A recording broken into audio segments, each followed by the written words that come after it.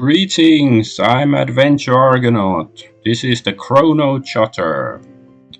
Back to playing the visual novel. So let's first see that the streams are working. Um, yes, and there's no picture because I'm all tabbing out of the game. So it just looks like a black screen to you.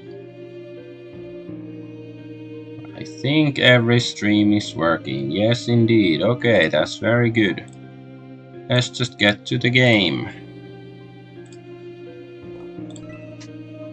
So yeah, the U.S. election is presidential election is over, and congratulations to everybody who participated. And remember, it doesn't matter who wins or loses. It's what's important is that everybody participated and had fun, and there was a sense of fair play, right? Okay, so let's see what's going on in the game. Um, yeah, we were in the woods, and now we are back having a shower, I guess. Ran scooped up some hot water and splashed it over her face. In the end, under Sai's guidance, she and Koizumi had found a path that led back up from the bottom of the cliff. On the whole way, Ran paid attention to any possible changes in the forest on the other side. She didn't find a pathway that looked like it might let her cross the woods, though.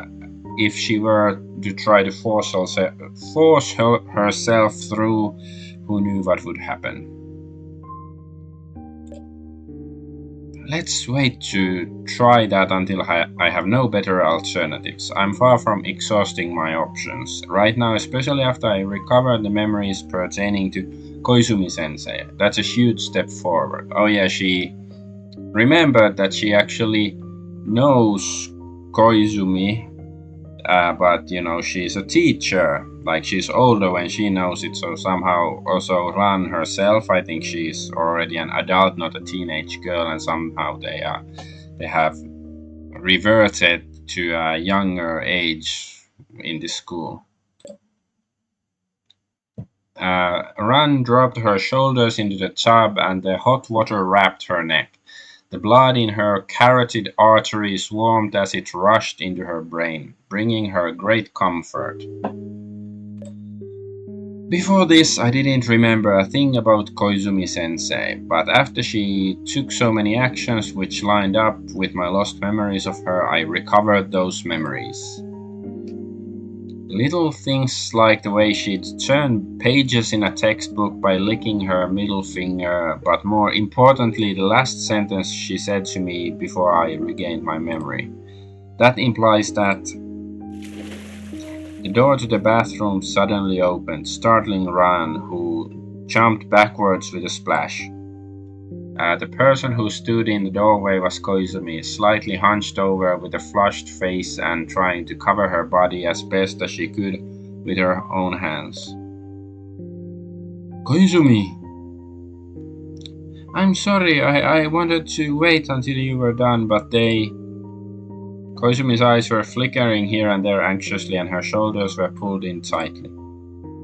They said that I'd gotten wet from the rain too, and that I needed to wash quickly as well, so then they shoved me in here. Okay, right. Ran leaned forward, using both hands to support herself on the edge of the bathtub. They're completely right, actually. We should have been washing together from the start. Sorry. No, it's fine. I'm the one who's too scared to be with you, Ibuki-san. I know, don't worry. Just hurry up and get yourself a hot shower. Don't catch cold standing there. Koizumi nods and noticeably relaxes and starts showering herself. Ran laid down on the tiles of the bath and watched Koizumi from behind. The Koizumi-sensei I knew apparently looked the exact same as she did in high school except for her height.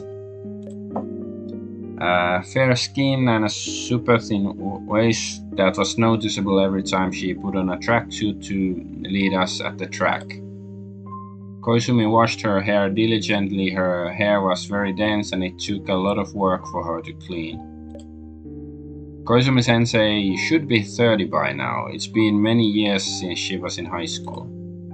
Why would she appear as a high schooler here? What's going on with this school's timeline? And that's not even mentioning Indo. Indo's easily a whole century displaced from the present. Okay, so she's admitting because Indo remembers like having experienced the Great Kanto earthquake, which happened like 100 years ago or something. Excuse me? Koizumi, after washing the soap suds off herself, entered the bath as well. Ran moved aside, making room for Koizumi. After being stuck in the rain for so long, it's so nice to take a hot bath. Koizumi turned to the side and let the water rise over her shoulder. She looked towards Ran, and the hot steam made her face seem both rosier and more mature than usual. I'm sorry that you were caught in the fall with me, Ibuki-san. It's okay. Ran didn't look at her. Koizumi's face was overlapping with her face after she became a teacher, and the pressure pushing Ran to throw up was resurging once again. Sorry, Koizumi-sensei. By the way, Ibuki-san, why did you suddenly fall to your knees earlier? Was there something wrong? Do you think maybe you should visit Take-san for a checkup after this? Ran didn't know how she should answer. Not only was there no way she could say anything about the future, but more importantly, right then she felt like she wanted to cry. She'd never seen that teacher who cared for her so much ever again after Koizumi left her position. There was no doubt that it was because Ran didn't dare face her. Koizumi-sensei, I'm sorry, I should have stood up and said something for you.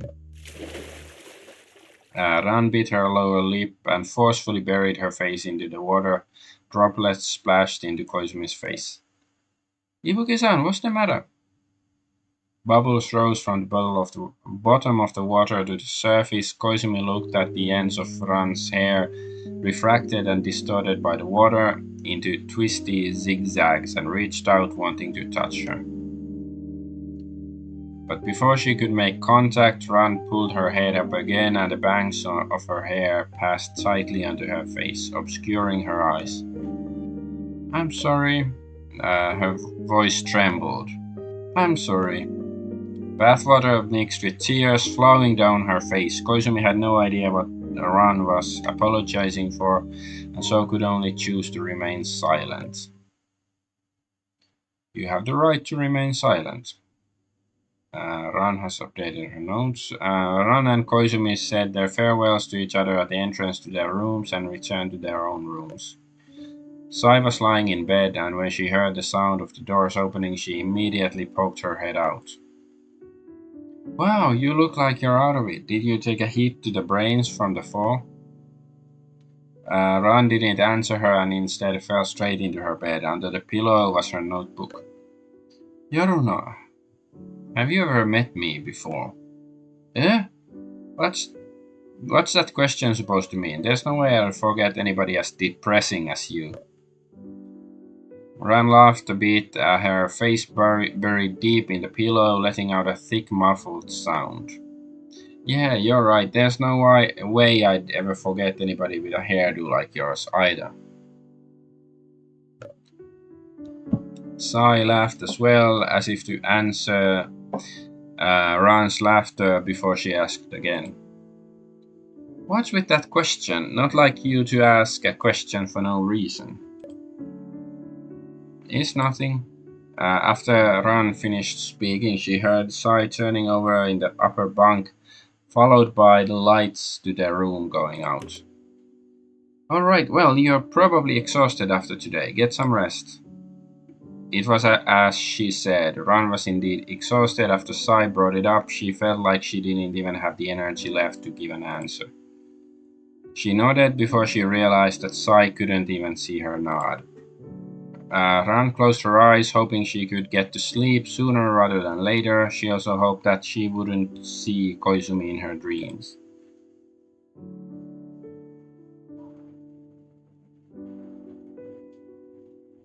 Ran didn't dream that night. She slept until she woke naturally. She took a look at her phone. It was still pretty early. The other students were probably still be in their rooms. I guess you should be. The other students probably would still be in their rooms. Let's get up early today. As Ran put on her jacket and got out of bed, she found that the sheets in the upper bunk had been folded and stowed neatly. Yorona really does go swimming every morning, doesn't she? Ran staggered her way out of the room. She noticed something was off as soon as she pushed the door open. Raising her head, she looked at the dim lights in the corridor. There's no natural sunlight in this corridor, so this hallway light is usually always on. Is the electricity out? Ran headed down the stairs and saw that all of the students had already gathered there to discuss something. She didn't see Sai or Anne in the group though. Yoruna probably went right to the classroom after she finished swimming. Miss Sakura. Good morning, Ibuki-san. Tama meandered up to Ran as soon as she saw her. Good morning. What's going on? The power of the dorm has gone out. Asakura-san and Takei-san are working on trying to fix it. Ran could see the two of them discussing the situation next to the staircase while Koizumi stood and listened attentively besides them. Morning, Ran-chan. Aya sidled up to Ran as well, casually laying her hands onto Ran's shoulders again. Anytime a situation develops here, we usually just let the three of them deal with it. Is that so? They do seem reliable. A power outage. Where does the school get power from in the first place? A local generator, or do they get power from outside somehow? Yeah, good question. This is the first time we've run into a power outage, actually, isn't it? Anne approached the group from the direction of the washroom and took a place next to Ran. Good morning, Ran. Miss Sakura. Ran immediately approached Anne, taking both of Anne's hands with her own and leaving Aya unsure what to do with her own arms. Miss Sakura, how'd you sleep last night? You're hungry, right? Do you want breakfast? Let's have breakfast together, Miss Sakura. Oh, so that's how it is, huh, Ran? I have literally been acting like this the whole time. Right, Miss Sakura? Anne smiled a bit. I'm doing quite well. How about you, Ran? Yesterday must have been quite a day for you. Did you sleep well? I slept great. Look, Toyama, Miss Sakura cares about me so much. Isn't that normal? Good morning, Ibuki-san. Not sleeping in today then? Miho's group seemed to have reached a conclusion in their discussions. They approached Ran as well. Miho! I immediately pounced onto Miho, imitating Ran by holding onto Miho's arm. Oh hey, let go, stop messing around. Despite what she said, Miho made no move to peel Aya off herself. Still, Miho's token resistance gave Ran a sliver of satisfaction. Miho, the power is out, right? Is it fixable? Yes, Asakura-san said that it's probably an issue with the generator, that she'll go fix it after the school day ends at noon. It won't affect the classes. We don't know what we're going to do about lunch though. Without power, a lot of the appliances can't be used, so Yoruna-san might have trouble making lunch. I wonder if this is actually related to a murder. Is everybody here? Like, is somebody shoved into the generator or something, and that's why it's malfunctioning. Don't worry about it. Sai's incredible. She'll definitely have something super delicious for us, even without electricity. I sure would like to see what she could possibly come up with. Mark my words, if she starts boiling water to make us all a ramen, I'm going to mock the hell out of her. Oh, the power saw. Let's have a barbecue for lunch then. Damn it, that actually does sound delicious. Yeah, I agree. Woo! Oh, it's been a long time since we've had barbecue. Let's do it like last time then and start moving the tables to the dorm building's entrance. Asakura-san, please allow me to help you with the grilling today as well. Asakura nodded and gave Tama a pat on the head. I'm suddenly really looking forward to lunch. Damn, Yoruna sure is competent. Ran sat next to Sai and began preparing for the first class. This time she'd written down the class schedule. There's 2 periods of physics class up after this. Asakura seems like she'd be well suited to teaching this subject. So far it seems that each of the students are only responsible for a single task at this school though. Yeah. Physics, so exciting. After the bell rang to signal the start of class, it turned out that the person who headed up to the podium was actually Tama. Seriously, we're going to get a lecture on modern physics from someone born in the Taisho era? But after she began lecturing, it turned out that Tama was a surprisingly talented teacher. She explained each of the topics in depth without skipping over any details. The pace of her lecture was a bit slow because of it, but even Rad could easily keep up with the lesson despite not having any of the textbooks. Ran was only able to break her attention away from the lecture when the end of period bell rang. I didn't even realize the class was over. Indo's teaching isn't half bad. Tama gave a long sigh of relief as she declared that the class was over before immediately trotting over to Ran. Yoruna-san, could I ask you to show me how to prepare meat properly again at today's lunch? Ibuki-san, how was it? Was my lecture easy to follow? A new student like Ran Ibuki surely made a valuable source of feedback for any educator seeking to improve their lesson plans. Sure, there's a lot of cutting that needs to be done for barbecue, so work hard and learn well. Okay. And honestly, it was great. Teaching isn't an easy or simple job, Indo. You did really well. How'd you learn to teach anyways? Okay, thank you. Thank you very much for your praise. Actually, it was because I completely didn't understand physics at all. I really wanted to understand it, so I actively volunteered to be the physics teacher. Okay, that's like a psycho way of learning something. In order to not hinder my classmates, I studied very hard and most importantly, Asakura-san helped me a lot. I see, so they all selected their responsibilities at the schools themselves. You just can't do without Asakura, huh, Indo? That's right, that's why I can really understand the feelings you have for Sakura-san, Ibuki-san. It's because I feel the same way. Ran wanted to refute her comparison, but she decided to nod and let it pass instead. Ran looked towards Anne, who was chatting with Koizumi and Aya. Occasionally, Ran could hear the sound of laughter from their direction. She opened her eyes wide, feeling as if she'd been transported to the past. Perhaps that was what the reward she'd earned with these past 4 years of hard work, to be able to sit in a school uniform in a classroom again, together with Anne Sakura.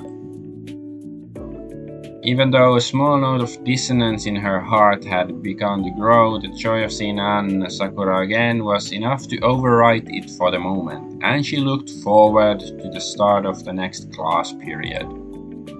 It doesn't matter, no matter what happens, as long as I'm with Miss Sakura, it's not a problem. After the physics class ended, both of the remaining class periods that morning were chemistry class, which I was responsible for and which Ron had happened to miss yesterday. Even though Aya's lecture was a little less stellar relative to Thomas, her chalkboard notes were surprisingly organized and neat. Ron felt like she could learn the whole day's worth of lessons just by staring at the chalkboard. Still, watching Aya try to give a serious lecture, Ron couldn't help but crack up. Seriously, the class period's only halfway over and it feels like Aya already wants out. When it finally came for class to actually end, Aya let out a big sigh of relief and her whole body slumped down. Then Aya immediately slammed herself into the empty chair just in front of Ran's seat. I'm so dead on my feet. This stuff's more exhausting than holding a B major chord for a whole hour. Your analogy is going over my head, but I felt like you did a decent job, teaching-wise. Of course. You got Take to write the notes on the board though, didn't you? Oh, you must surely be joking. Of course I wrote them myself. If you keep talking nonsense, I won't write the notes for you in the future anymore. Come on, I wanna see a murder. Miho gave Aya's head a light tap before taking out a black smartphone and handing it over to Ran. Koizumi said she broke her phone yesterday, which reminded me that I should get you one as well so that you can contact us more easily. With a phone, even if you run into trouble again, you can call us for help. Oh, thanks. Ran turned the phone on. The address book was already populated with her classmates' phone numbers. It looks like it's the absolute newest model of phone. I've never seen this model before. Though I don't know much about phones, maybe I just don't remember this one. Well, for now, I guess I can only use this one here. Once class is out, I'll go find Miss Sakura so we can get a selfie together for my new phone's wallpaper. Ran entered the address book and sent a text. Miss Sakura, I've got a phone now. Let's eat together at the barbecue at lunch. I'll do the grilling for you. And soon replied, Sure, thanks, I'm looking forward to it. Ran put away the cell phone. Her heart was full of joy. Before she'd entered a relationship with Ann Sakura, she'd often exchanged text messages with Ann before bed, though at the time the subjects of the discussions had been anything but sweet. Especially after that time Ran's arms got cut off. Ran's arm got cut off. Like the entire arm?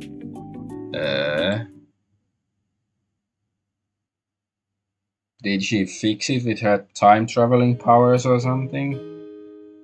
Or was it like attached surgically or what?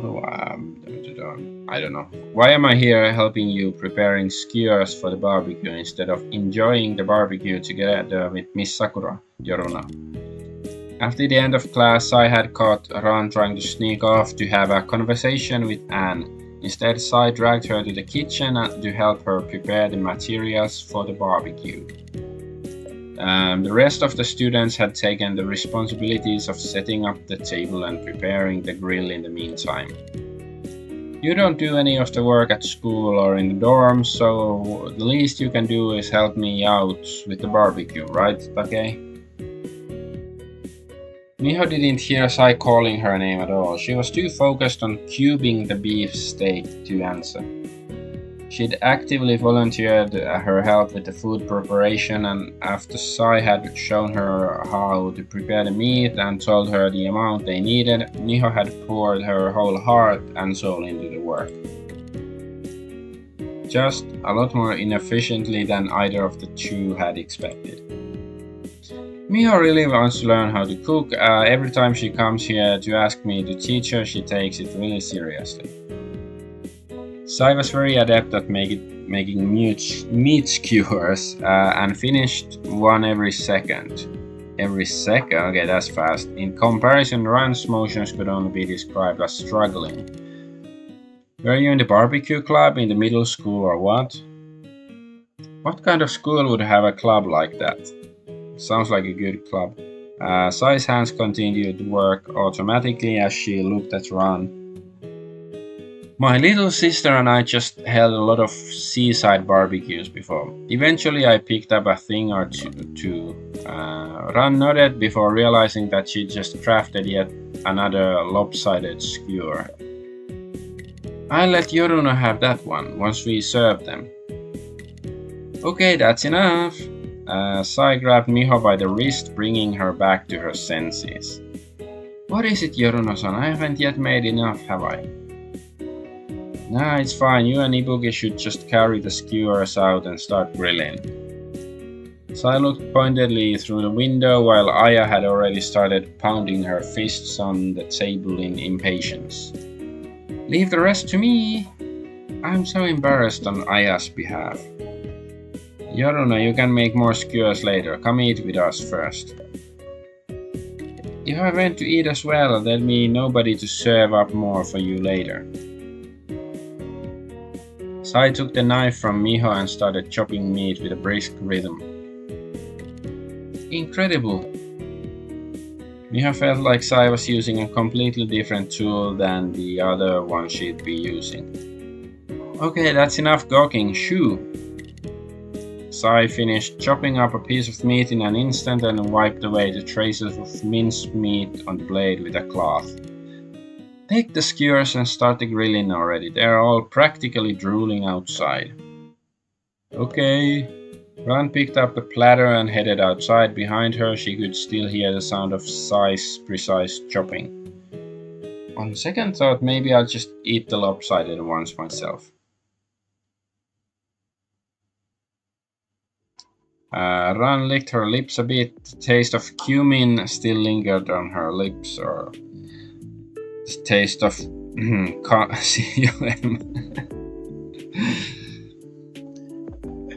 You know, I couldn't help myself.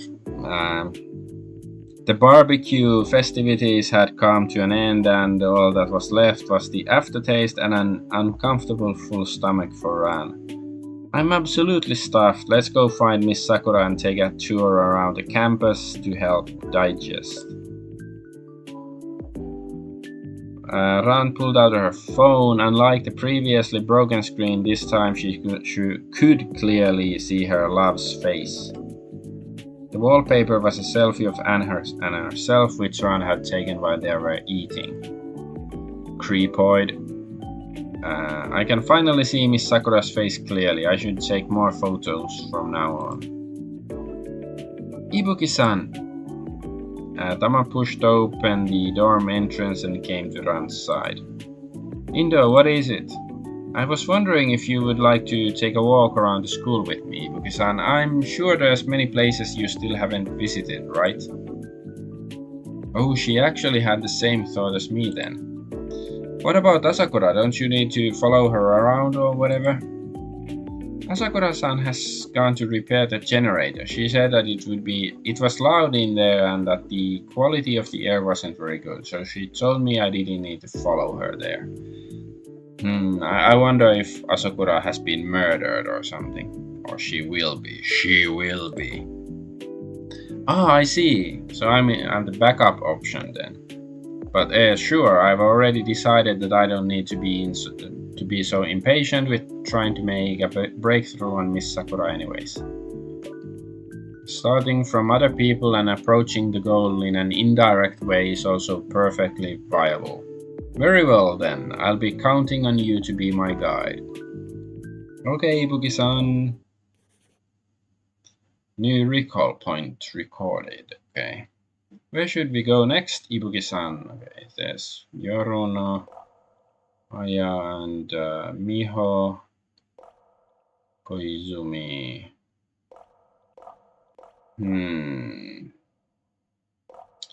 Well, there's two people here. Let's go here first. Let's head back to the kitchen.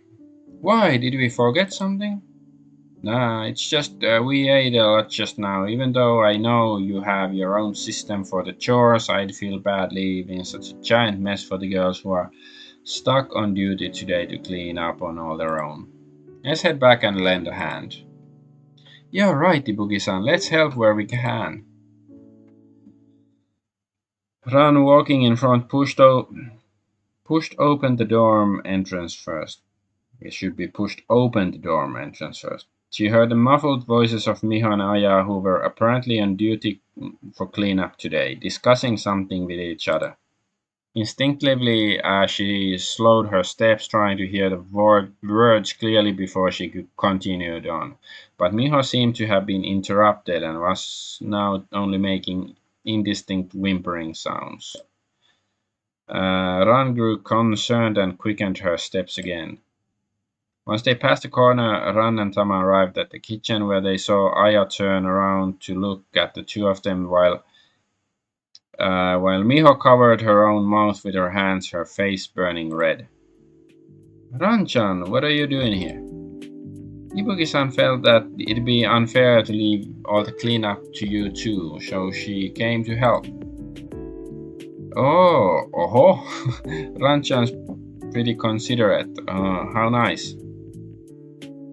Aya said with a smile before turning to Miho.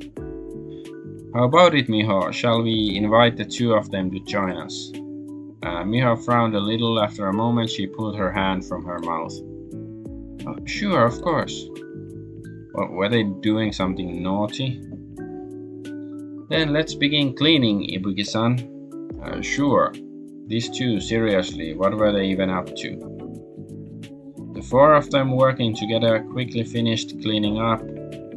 Rando felt that the mood had become awkward for some reason, so she and Tama quickly departed the dorms together after that. Okay. So there's no, like, where are we supposed to go see some new places? So not that many options. So either it's Sayoruno or Hinata Koizumi. Maybe this one. Because we've been to the pool before. Maybe there's some new place here. Ran followed Tama to the other side of the schoolhouse. She remembered that this was also where the infirmary was located. And right here is the infirmary where you fell asleep before, Ibuki-san.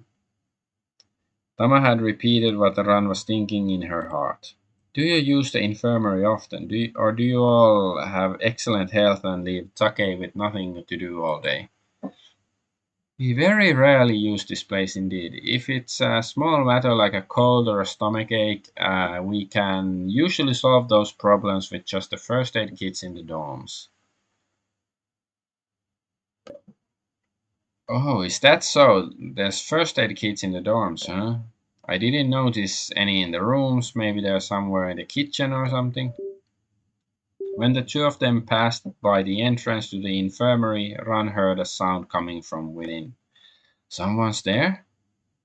She reached out and knocked on the door. An answer quickly came in response.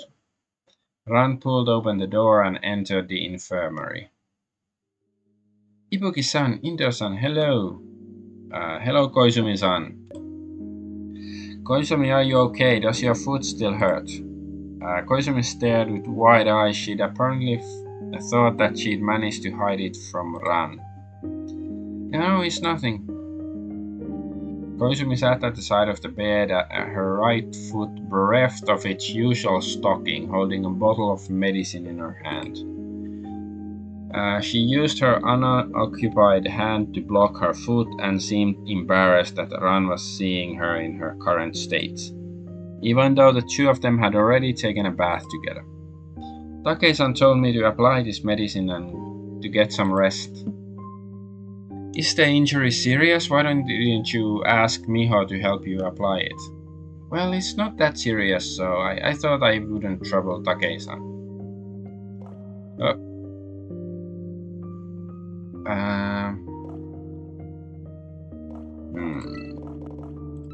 Save first. So exchange pleasantries, leave, so that's like the loser option. Tama seems to have something to say. Investigation. Urge Oizumi to tell the truth. I guess this is a harder check, and we pass both. Urge Koizumi to tell the truth. Koizumi, if it hurts a lot, please just say so. How bad is the injury? Ran's resolute tone made Koizumi give up on all attempts at concealment. She seemed even to be happy about it for some reason. She lowered her head slightly and moved her hand away from her ankle. Her toes almost instinctively clutched tightly onto the bed sheets. Damn, it's seriously inflamed. Give me the medicine, I'll apply it. It's okay, I can. No way, if it's not evenly applied, it'll take even longer to get better. Hand it over. But, hand it over. Koizumi squeezed her legs together as her shoulders drooped slightly. She gave Ran a half-smiling look before handing over the medicine. Ran took it and then knelt down on one leg, taking Koizumi's foot with her left hand and applying medicine to it with her right. Koizumi covered her mouth with her hands, her eyes were set in a squint from the pain. Does it hurt? No, a little bit. Try to endure it. Okay. Koizumi couldn't help but lightly tremble, and a snippet of quiet muttering leaked from her lips. Wonderful, she'd murmured softly. But Ran didn't hear her. She was only thinking about doing something for Koizumi, even though it wasn't enough to make up for her sin of not speaking up for Koizumi when it counted. Even if it was just to make herself less guilty, she still wanted to try and see where it led. That should do it. After Ran finished applying the medicine, she held Koizumi's foot and looked over it to make sure that the medicine had been applied evenly. Just then, Tama handed a roll of bandages to Ran. Ibuki-san, you should wrap the injury with a bandage. It'll improve the effectiveness of the medication. Oh, that makes sense. You know a lot, Indu. I've done this sort of thing many times before, after all. The young mistress got herself hurt quite frequently. Ran wrapped layer upon layer on Koizumi's wound, bandaging it thoroughly, even so it left an obvious bulge under the wrappings. Koizumi, how do you feel right now? My feelings? I was thinking about how wonderful you are, Ibuki-san. What are you talking about? I think Ibuki-san is wonderful as well. Ran frowned deeply before she spoke again. I'm asking you, how do you feel about your injury right now? Oh, I'm sorry, it feels a lot better, kind of chilly. Alright then. Ran stood up and helped Koizumi lie down. We've just applied the medicine, so don't be in a hurry to get up or go anywhere yet. Wait until it doesn't hurt anymore before you get out of bed. Koizumi nodded, seemingly incapable of speaking anymore. We'll be leaving then. Get some rest, okay? Please make sure your foot no longer hurts before you try to go anywhere, Koizumi-san. Koizumi opened her mouth to speak, but seemed to hesitate and stayed silent for a moment before she finally managed to squeeze out a few words. Thank you, Ibuki-san. For some inexplicable reason, Ran wanted to cry again. She nodded in response and then followed Tama out of the infirmary. After that, Tama took Ran to the lab room and the art room. These two rooms were rarely used, so the two of them didn't stay for very long. Even though we only took a quick look, and all the tools and equipment was there. If someone actually wanted to study properly here at the school, they wouldn't see any trouble for lack of equipment. The real problem is, of course, what's going to actually happen the day they all graduate. Is the school really just going to let them leave as normal? Everyone else I could maybe see, but what's going to happen to Indo and Koizumi-sensei? Are they going to get sent back to their own timelines or something? Maybe all of them are from, went through some time fuckery, maybe some of them are from the future or something, from the year 3000 or something. There's no way, right? This ought to change their futures massively, or does it mean that the Koizumi I knew really did spend time here when she was younger? No, that's even more impossible. No matter what the truth is, manipulating time is no small feat. If the true mastermind behind this whole scenario has that kind of power, then I'm in some serious trouble. Ibuki-san! Tama shouted in a voice much louder than her usual speaking voice. Oh, sorry, I was just thinking about something. What is it? Tama held her phone tightly as her eyes wandered. I'd like to go visit Asakura-san. It's been a long time already, but she still hasn't contacted me. She hasn't even replied to my texts. I guess she's dead. I don't know if something's happened. Maybe she's in trouble, needs my help, or even... Tama's breathing grew more and more panicked, as though her fears had already come to pass. If it turned out that Asakura-san's been killed, Calm down, Indo. You're getting too worked up. I'm sure that it's just the generator is taking a lot of time to fix. You go on ahead, and if you're worried, I'll keep looking around on my own. Tama made a hasty bow, then ran off. So that's why she's been checking her phone over and over this afternoon, huh? Well, it's just me now. Where to now? New recall point. Aya and Sakura. Okay, so only these two.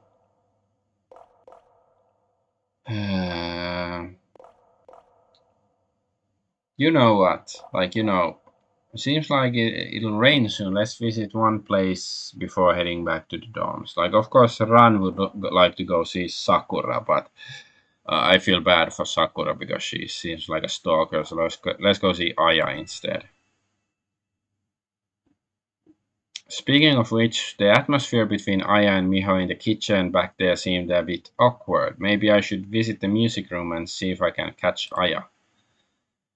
Ran thought for a minute about the location of the music room before quickly heading over to her destination. Before long, she arrived at the door to the music room. No sounds emanated from the room, though. Maybe she's dead. She reached out and opened the door to the music room and saw Aya standing at the window next to the piano. And maybe she's not dead. She'd set her beloved guitar down on the piano bench. When Aya noticed Ran, she smiled and waved at her. Can't play the guitar now that the power's out, huh?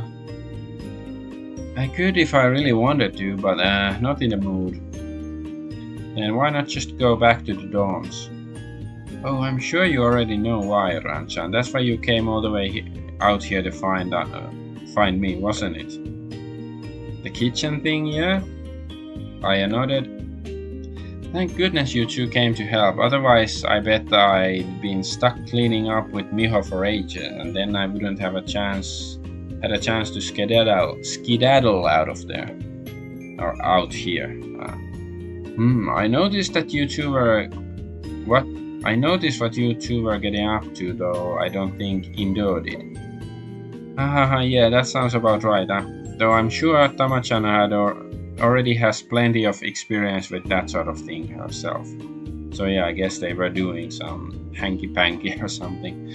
So apparently everybody's a lesbian in this world, or it's very normal for them. Maybe there's no men in this whole universe at all or something. Seriously? With who? Asakura? I mean, who else? I'm pretty sure that's illegal. Aya giggled. Tama's the same age as the rest of us, you know. The question of age made Ran think about Koizumi again. Aya sat down on the piano bench and swung her legs back and forth, staring at the tips of her own shoes. Maybe I was a little too aggressive. Ran walked to the side of the piano, waiting for Aya to continue. It's because I got the impression that Miho's starting to develop feelings for you, so I couldn't keep calm. Ridiculous. Take is kind to everyone. She just cares a lot about others, that's all. Yeah, Miho does indeed take the initiative to offer help. when people around her are in trouble and she's capable of enough to justify it too. Updated profile of Miho Take. Right, so what do you have to worry about? Take is just concerned about me because she feels how rough things have been for me. Well, I get jealous easily, that's why. But there's also something else I'm concerned about. What? The fact that I also want to help you and do nice things for you and, take care of you as well. Ran stared at Aya with widening eyes. She was starting to get nervous, and she couldn't help but keep trying to guess just what was going on, what was going to come out of Aya's mouth next. Aya crossed one leg over the other, resting an elbow on her thigh, and supported her head with an arm as she watched Ran. And not just the kind of concern that exists between classmates and good friends. It's a stronger feeling, like I can't let you go no matter what. If I'd had so many people who cared about me in high school, would I have turned out differently? Well, I had Miss Sakura then, so there's no difference really. Just one of her is enough to make up for any number of other people.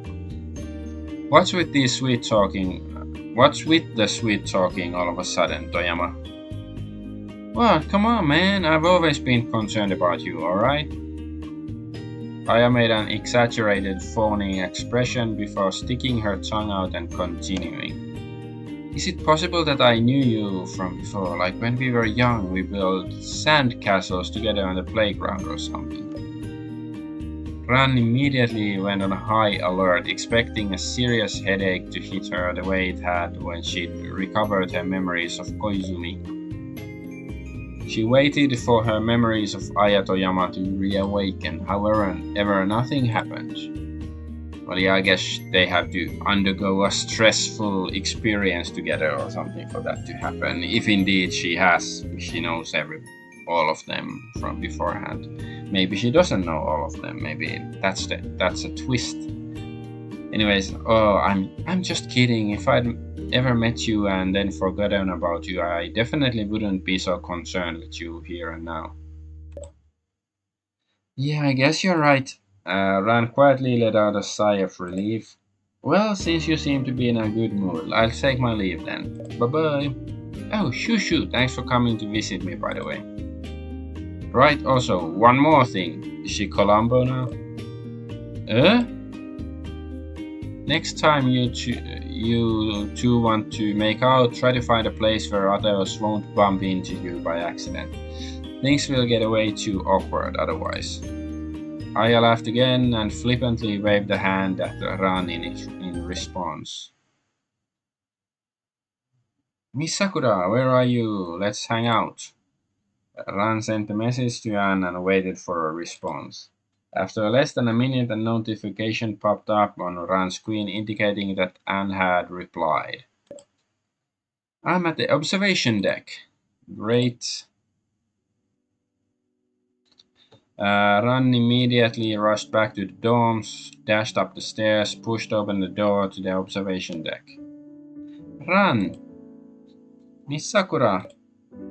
Anne Sakura was sitting on a bench at the observation deck. Ran rushed forward and took her hands, sat down at her side, their shoulders pressing together tightly. Tama took you on a tour of the school just now, didn't she? How do you feel about this place? Any location with you in it is a lovely place, Miss Sakura. Come on, man, so, I don't know, lame and creepy. Ran's response left Anne at a loss for words. She hesitated a moment before she spoke again. I mean, besides me, have you been enjoying spending time with the other students as well? Who cares? As long as Miss Sakura's here, it doesn't matter what everyone else is like. Ran intentionally exaggerated her feelings, hoping that Anne would quickly understand her positive sentiments.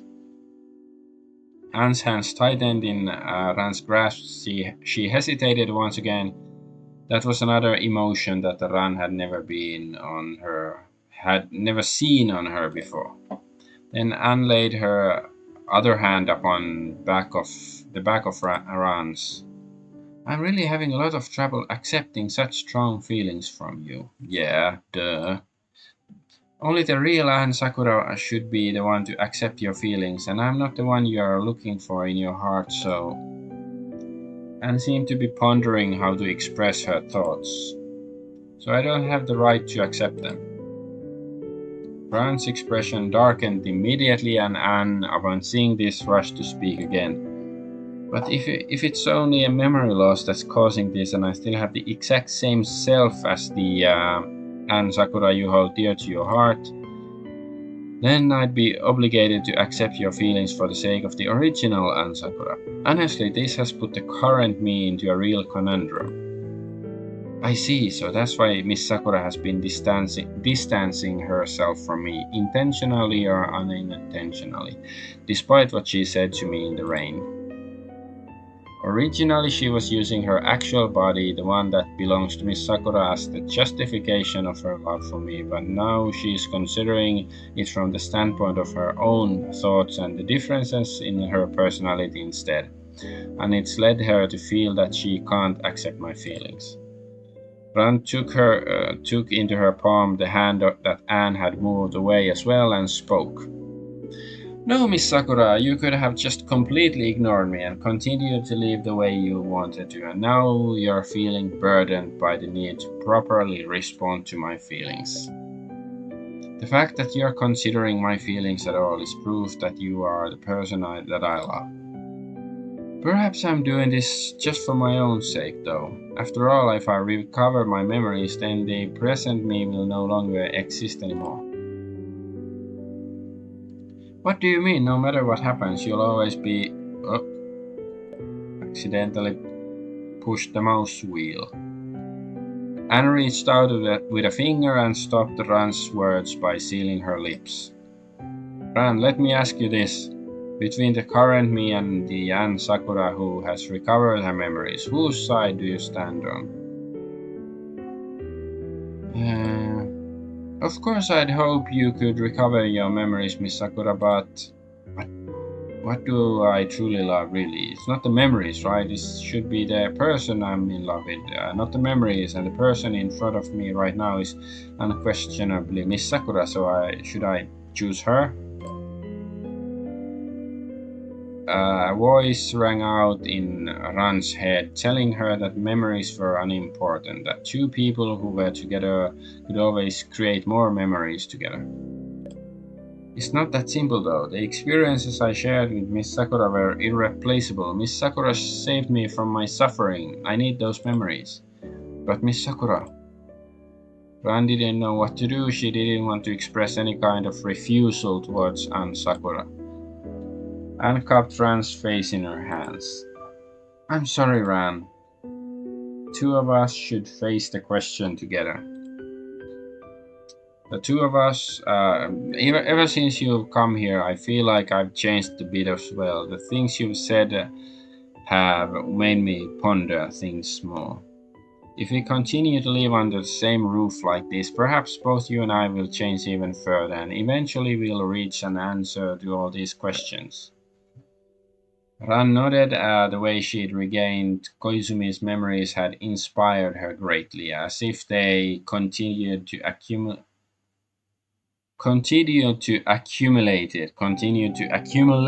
should be, I think. Accumulate shared life experiences together, perhaps Anne's memories would return to her in the same way. I understand, Miss Sakura, and also Ran leans in, bringing her face close to Anne's. Would you give me a kiss? Give us a kiss? Got here. Anne couldn't help herself and giggled. Why are you so insistent on kissing, anyways? Well, because, Ran was having trouble getting the words out through her embarrassment. Because before, when I was upset, when I was crying terribly, Miss Sakura always kissed me to make me feel better. Even though it was the same excuse that Ran had used yesterday, and still acceded to Ran. Is that how you're feeling now? Upset? Well, yes, I feel upset all the time, every day. Anne held her sides of held the sides of Ran's head, then lightly kissed Ran on the forehead. Will that do? Yes, it will. Ran leaned over and hugged Anne's waist. Thank you, Miss Sakura.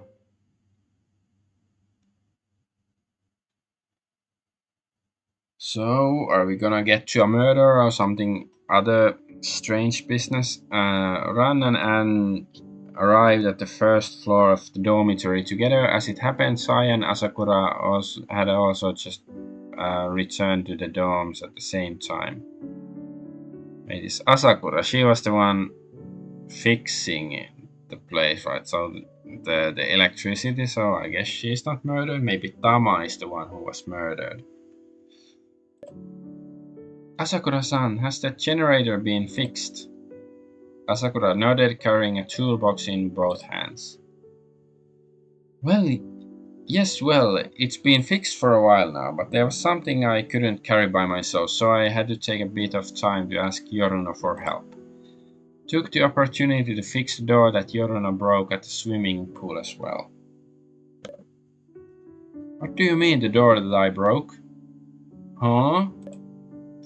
Ran noticed that something was off. Hey, where's Indo? Tama, what about her? She took me on a tour around school, but halfway through the tour she said she wanted to go find you, so we split up. Have you seen her? Have you not seen her? Okay, I guess she's the one who's dead this time. Asakura blinked, her eyebrows drooping. No, I didn't. Maybe we just happened to miss each other. I remember Indo said she sent you a text. Did you not get it? Let me check.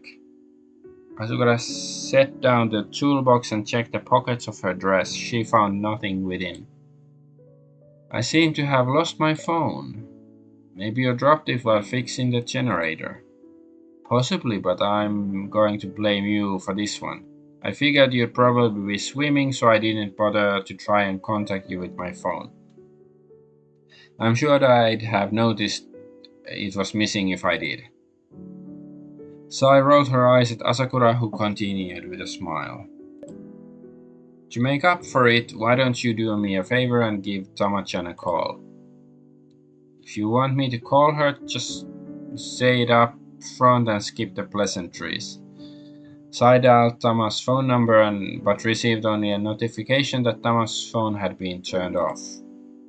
Looks like Indo forgot to charge her phone again. You've gotta remind her about that more. Well, Tama wouldn't leave her before she got to see me. I bet she's just sitting around somewhere because her phone died and she's afraid to run around on her own. Let me go check the power room again. Asakura picked up her toolbox, stowed it back in the tool room, and left the dorms. Sai looked down, noticed that Ran and Anne were holding hands. What? Finally got a chance to speak, so now you're not letting her go? Exactly, I'm never letting her go. I'm never letting her go ever again. Well, as long as you don't suddenly decide to run away while holding her hand like last time. I still remember how you straight up sent me flying when I got in the way. Gah, why are you bringing that up again? And laughed in amusement as they heard the sound of footsteps coming from the stairs. Oh, everybody is here then. The power seems to have been fixed.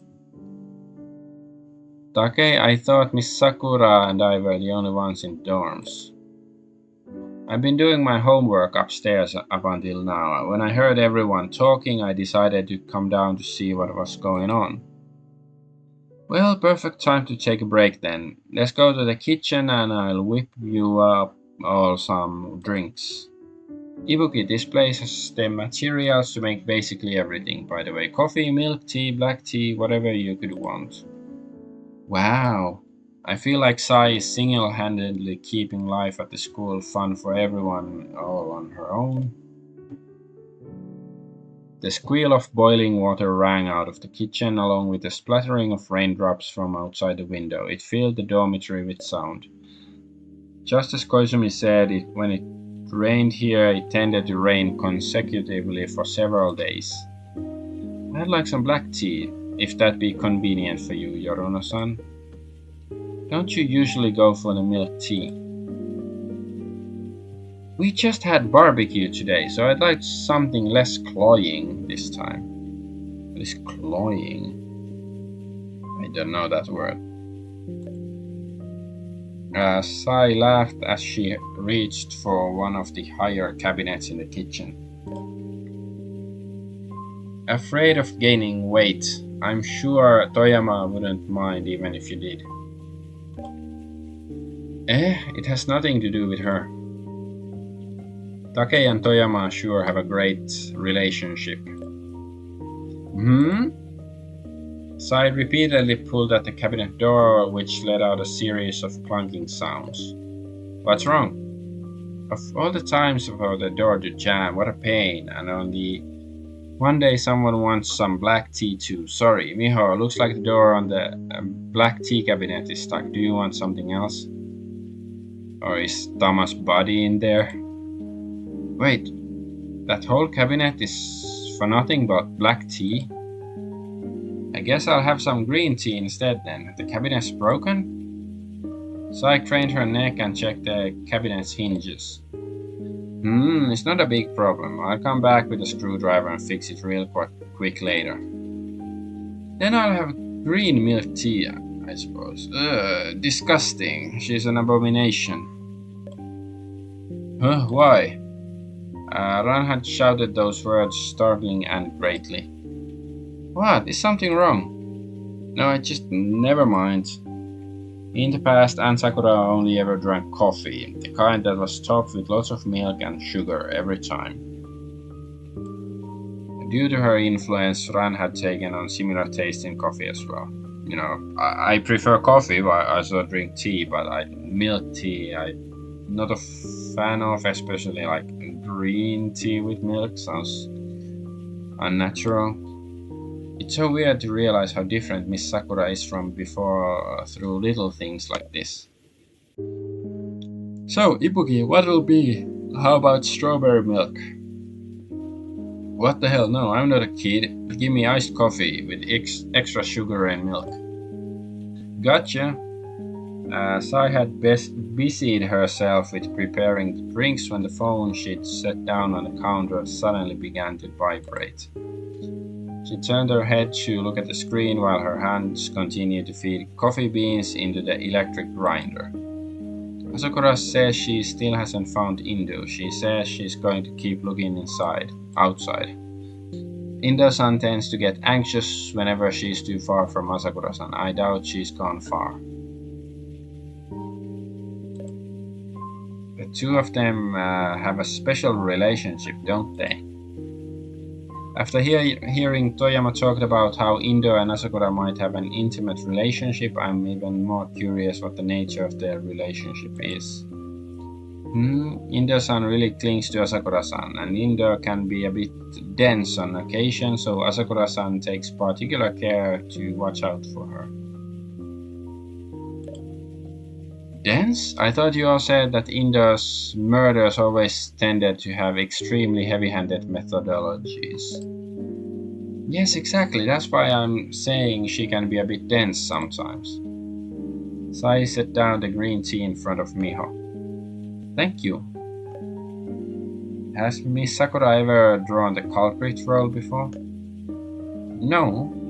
Really? Anne shook her head, so maybe she's the culprit this time. Anne shook her head and Ran sighed a sigh of relief. Outside, the storm had started to intensify. Cracks of thunder could be heard outside the window, and the sound of raindrops on the windows for some reason gave Ran a craving for the coffee that Sai was preparing.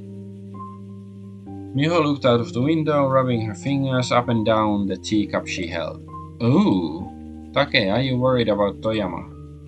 Yeah, I am. I wonder if she brought an umbrella with her. Ran hadn't expected Miho to answer her in such a frank fashion, and her plan to make fun of her fell flat. I'll go bring her an umbrella once she calls for aid. Gondor calls for aid. Here you go, your coffee and Sakura's green milk tea. Thank you. Had to add the sugar and milk beforehand since it's an iced coffee and we don't have any molasses here. Let me know if you want more. You should have let me add it before you started brewing the coffee then. You should have brought that up earlier, genius.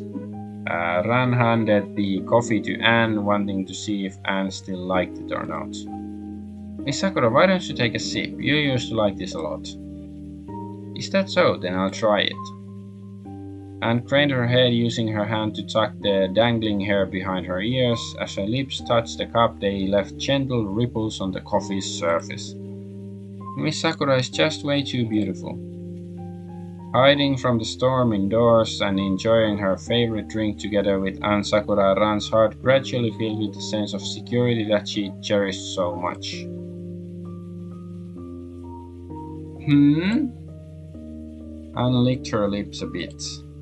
Well, it's not bad, but I don't particularly like it much either.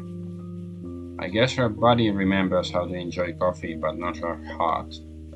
Oh, Yoruna probably just screwed it up then. So I took a seat, holding a fruit tea of different flavor than what Ran had seen the night they'd met. Well, looks like Ibuki has been officially demoted to the tap water only cast, starting from today. Yoruna-sama, I overspoke foolishly. Please forgive my trespasses and spare me. Okay. Ran set the cup and its last few dregs of coffee down. She was concerned. A lot of time had passed, but Asakura had yet to send any word to the group. As if in response to her concern, somebody pushed open the dorm door. The person who entered though was an umbrella-bearing Koizumi. Oh, is everyone enjoying tea together? As Koizumi limped her way towards the kitchen, Miho, who was closest to the door, immediately rose to help her. How are you feeling? Does the wound still hurt? A bit, but I applied some medication myself, and it helped a lot. Koizumi-sensei didn't say I helped her apply it, but I guess it's fine. Miho had Koizumi sit down in her seat to save Koizumi from having to walk any further, and she quietly thanked Miho. What'll you be having, Koizumi? A milk tea, please, heavy on the tea. Got it, we only got green tea left, by the way. Will that be fine? Koizumi nodded, and Sai had just gotten up to start working when she was interrupted by the vibration of her phone again. This time it was an incoming call. Uh-huh. Oh, okay, got it. The call was very brief. Sai spoke after she hung up.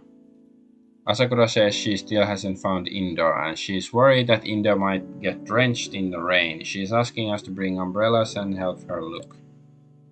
Alright, I'll take the opportunity to pick up Aya as well.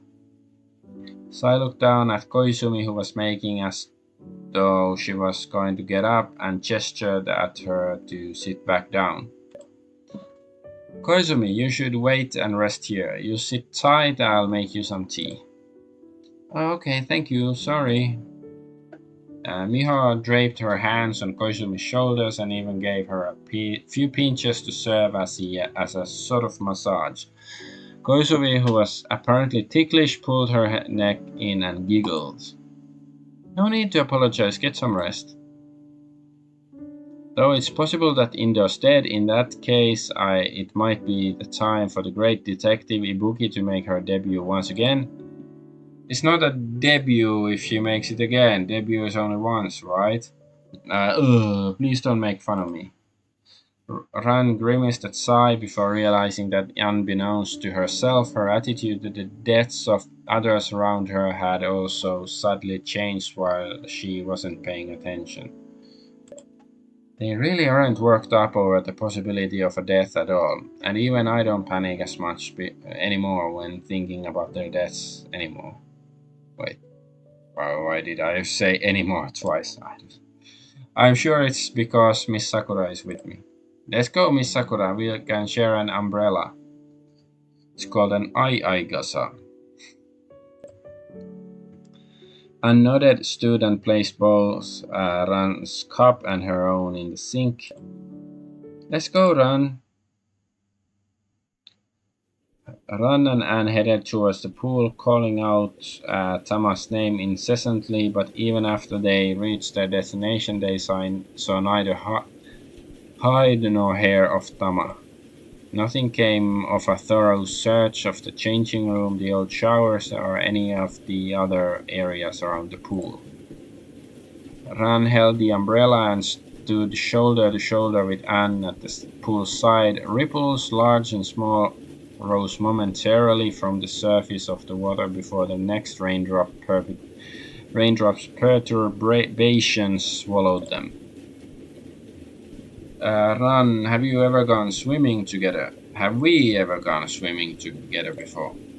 Oh, sure, though initially I didn't know how to swim, so I mostly just watched you swim from the shore. Same thing when we visited the sea, I just stayed on the beach by myself. The sea you're talking about, the summer vacation of the first year of high school that you mentioned before. Yeah, we visited the sea a lot of times, a lot of things happened there. Rannibuki sank back into memories, moonlight, fine sand, ocean waves. I've tried once or twice, my body remembers how to swim, but I'm not very used to it yet. We should go swimming together later then. Pick a time when Yoruna isn't present. Yes, though I expect that Yoruna-san will always be present. She's like the spirit of the swimming pool. After that, Anne shrank her shoulders in as though she was feeling cold, and Ran immediately pulled her closer. They returned to the continued search for Tamaindo. The storm had made a mess of the courtyard, turning it into a sea of mud. Ran pulled Anne forward with heavy steps. Every step the two of them took left mud stuck to the soles of their feet. Be careful, Miss Sakura. It's okay, I'm fine. The two of them leaned on each other for support as they continued to search for where Tama might have gone. Let's check over there by the bushes and trees. Okay. Without realizing it, we've shifted to looking for a corpse. Everyone else is probably also searching furiously in those places where it would be impossible for a living person to hide. It's a bit unsettling. They looked around the trees in the courtyard and found nothing, so they decided to head to the gymnasium. Ran put away the umbrella as they stood at the gate of the gymnasium. Before they entered, she took out a stack of napkins from inside her jacket and used one hand to support herself against the wall as she cleaned the mud of her shoes with the other. Anne also knelt on the floor, cleaning the mud of her shoes as best as she could with the napkins that Ran had handed her. We'll have to wash our shoes thoroughly once we are done here. Yeah. Oh, okay. Is that the body? It does look a bit creepy, at least. Ron turned and pushed open the doors to the gym. The sound of the rain completely covered up the creaking of the old iron doors. Even though it was still theoretically day outside, the rain clouds covering the sky had turned the gym completely dark. Exactly like the time I came here at night. Let me turn on the light. And searched over the wall for a while and found the light switch. With the snap of the switch, Ran's field of vision was flooded with bright light. Huh, what's that?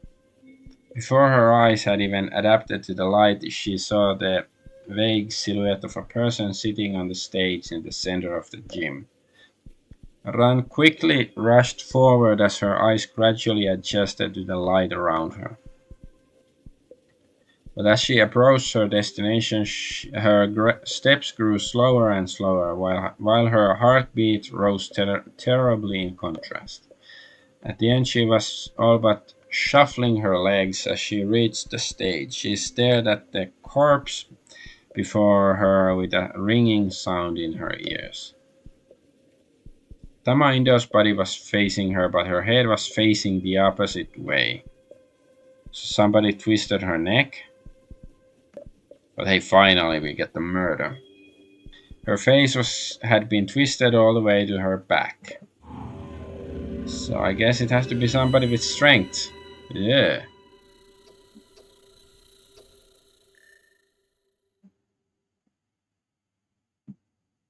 Or maybe they use like a pulley or something. Some device. Updated the notes. Makoto Asakura stood next to Tamaindo's corpse. She was soaked from head to toe. Rivulets of water fell from her hair, chin, and fingertips to the point where several small puddles had formed next to her feet. She stood there motionless with her back to everyone. Ran could only guess what expression she wore now. Was she crying? Was she furious? After discovering the corpse, Anne messaged everyone else about it, and they soon arrived at the scene. Now the gymnasium's floor was covered in muddy footprints. Rando remembered clearly that when she and Anne had arrived at the gym, the floor had been pristine. Even though it was pretty self-evident, it's an extremely important detail. As Ran thought to herself, she looked around.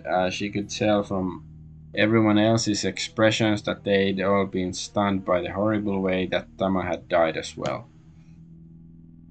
It might have been even more terrifying if the corpse had been divided into multiple parts, but something like that would most likely have been done to conceal the crime, or in other words, it would have been more logical for the culprit to do that than this. Staring at the corpse, Ran felt a sense of fear from deep within. The way that Tama had died implied even more uncomfortable possibilities. Time gradually passed, but seemingly besieged by overwhelming silence. None of the students seemed willing to declare the start of the investigation out loud. They are all worried about Asakura, surely, as well as the fact that this must be a murder unlike any they've ever had to deal with before. But we can't wait here forever. I'll break the ice this time. Let's begin investigating the corpse. We can put her back to normal after we've done investigating. Ran spoke to silence, and everyone raised their heads to look at her. We'll say it's been a while.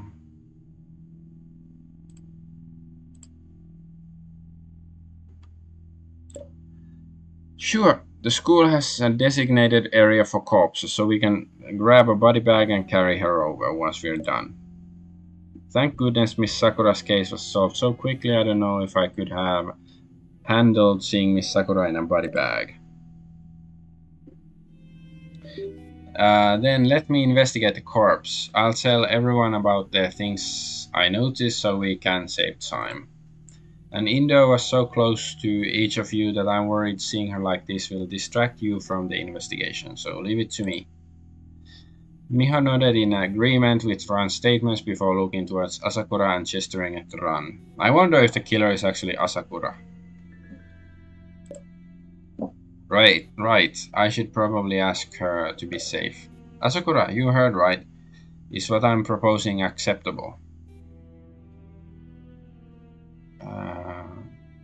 Hey, happy hump day, Body Guy streams. Thanks for supporting me. What is actually a hump day? I don't really know. Like I've heard the expression many times, but I don't really know what it means.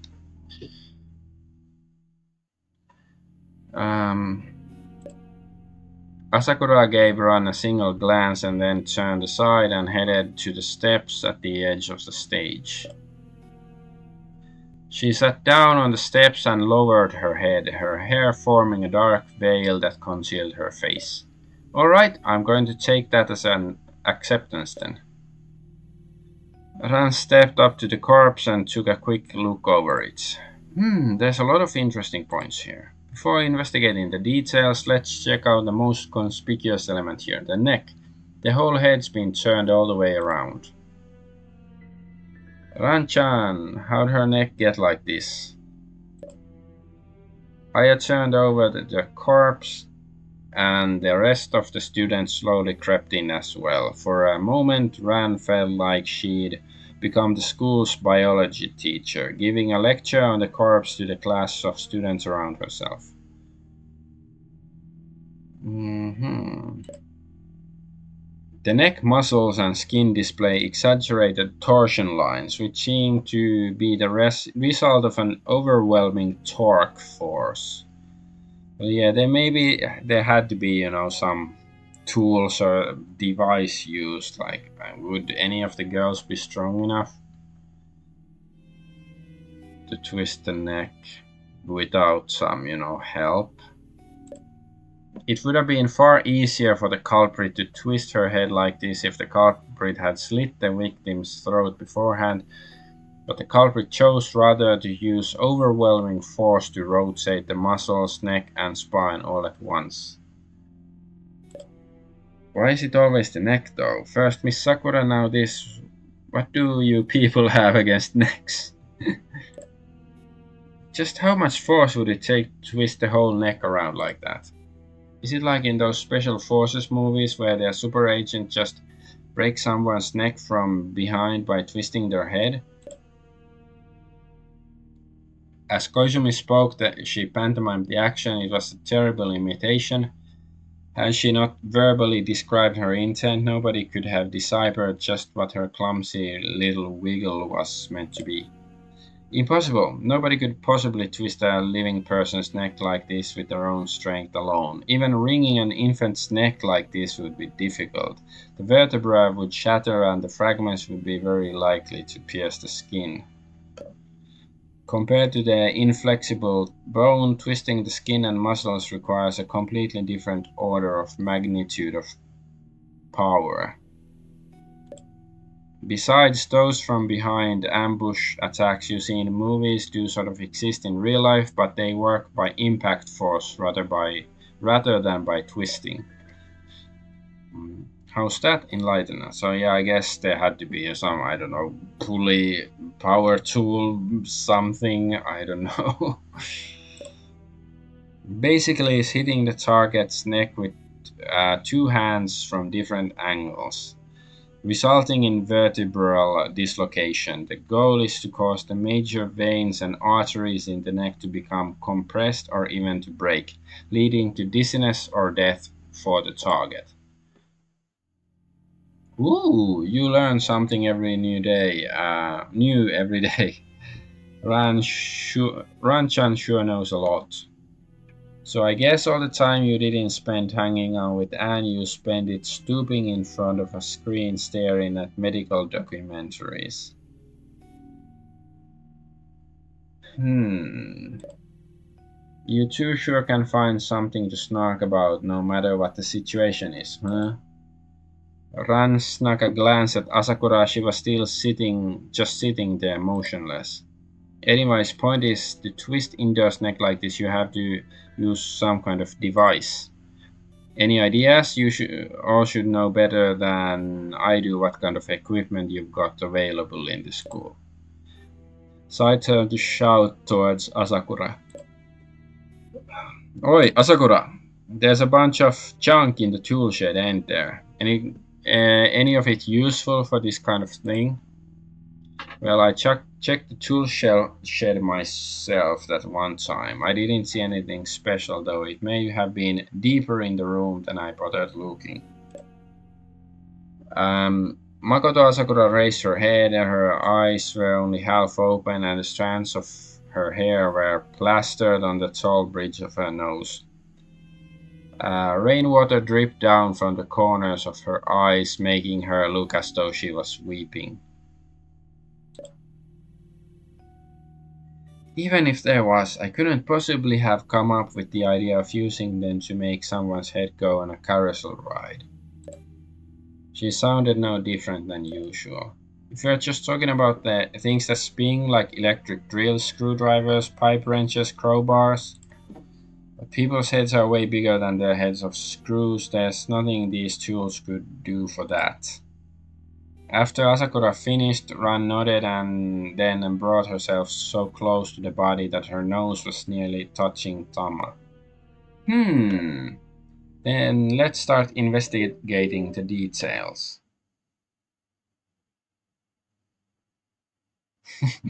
Nice image. The body is in a very peculiar condition, might be able to get a lot of clues from it. Corpse, front, wrist,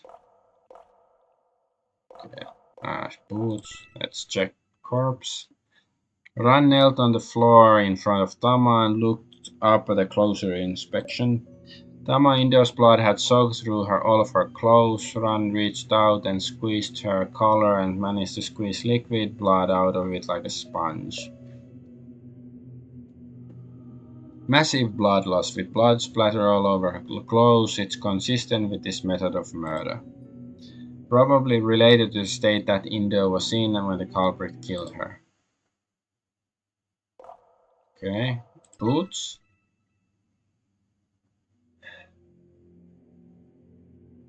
Dead man's pointy boots. Well, not so nice boots though. Ran half knelt on the floor, leaning over to get a look of the soles of Tama's shoes. Very clean. Normally you'd think that since it rained outside, the shoes ought to be quite dirty. They are a bit wet. She straightened herself and picked up a boot by the sole. She felt something soft and wet in the palm of her hand. She looked at it and she couldn't tell exactly what it was, other than it definitely wasn't mud. It was greenish and slightly rough. Like moss or something? Now, what this means, but not what this means, but let's make a note of it.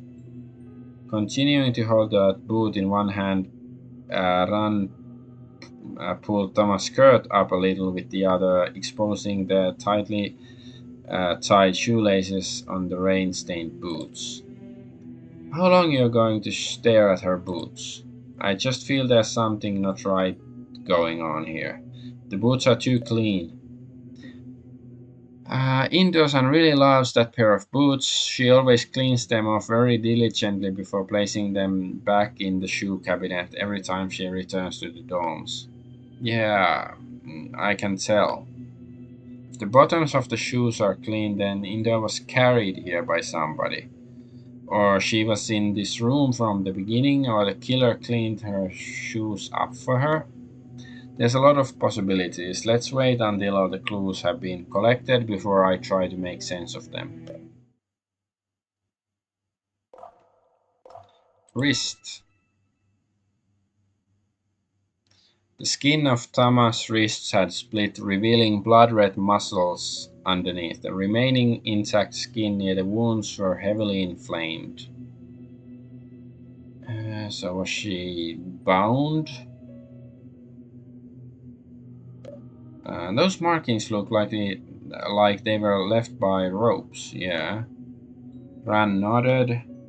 The markings on the wrist are quite irregular. They look like scratches from repeated abrasion. If we had a real coroner, they could figure out if the wounds have been made before or after death. Unfortunately, we don't. They were made when she was alive, right? The wounds look like they were caused by struggling. I thought of that too, but if the victim tied up Thomas' hands, then dragged her away, that would be a different story. Okay, so I guess turn her around.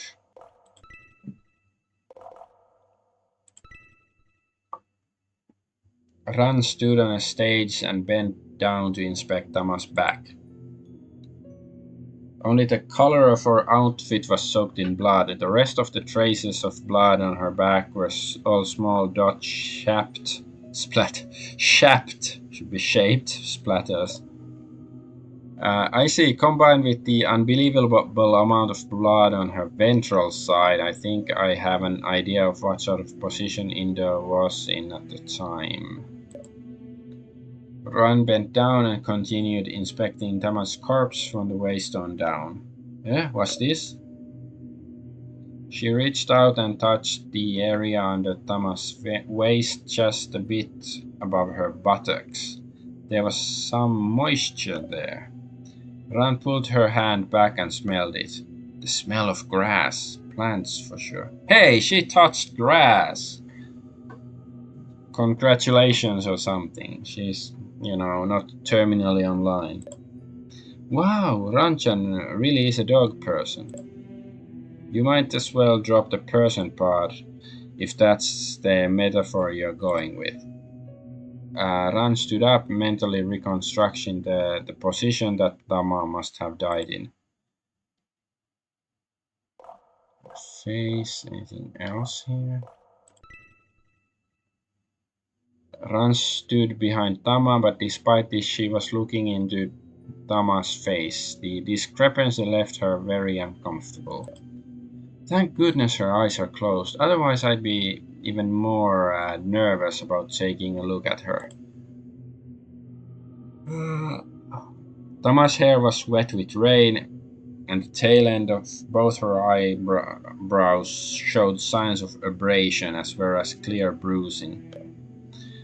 Ran ran her hands up and down the marks on Tama's face and felt a granular texture under her finger. I think it's fun. It's run, ran, ran, ran, run, run. Run, run, Rudolph. Oh, so that's how it is. Sphenoid bone fracture, and based on the touch feel, probably a radial fracture. Professor Run, I have a question. Since when I was a Professor Run, anyways? What's a spheroid bone? Run tapped Aya's face in the area between the sides of her forehead and the outer ends of her eyebrows. That part of the skull is the sphenoid. It's not spheroid, sphenoid bone. Don't bother to write it down, just know it's a thing. Will it be on the test, Professor? Fuck off. Fuck off. Aya all but collapsed into a laughing pile, giggling non-stop until Miho gave her a knock on the head. If you look at it like this, though, you can see that the marks on the sphenoid bones on both sides are basically symmetrical. Ran took a moment to imagine how the culprit could have twisted Tama's head. She enumerated to herself the requisite factors, the actions the culprit had to take, the strength they would have needed, the required environment, and other such considerations, before she spoke again. Asakura, do you have an oversized pipe wrench here? Pipe wrench? Ah, I see what you mean. There's a wrench meant for measuring the diameters of pipes. Pull that to its maximum width and it can just about clamp a human head.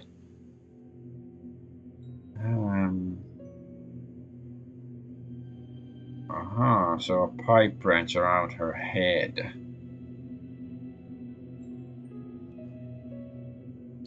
Yeah, I guess. Is it like if she's bound and you have a huge wrench around her head and then you use it? Maybe there's enough leverage for even, teen girls to kill somebody like that? Possibly. A pipe wrench? What's that? Ran stepped up to Aya and placed each of her index fingers on Aya's sphenoid bones. Imagine a wrench, except you can adjust the positions of the clamp bits on the head. Ran pressed the pointer finger on her head, on her left hand to Aya's head while she moved the same finger of her right hand back and forth to demonstrate. Basically like that, the clampy bits can extend and contract, and there's markings on the handle that let you measure the clamp object's size.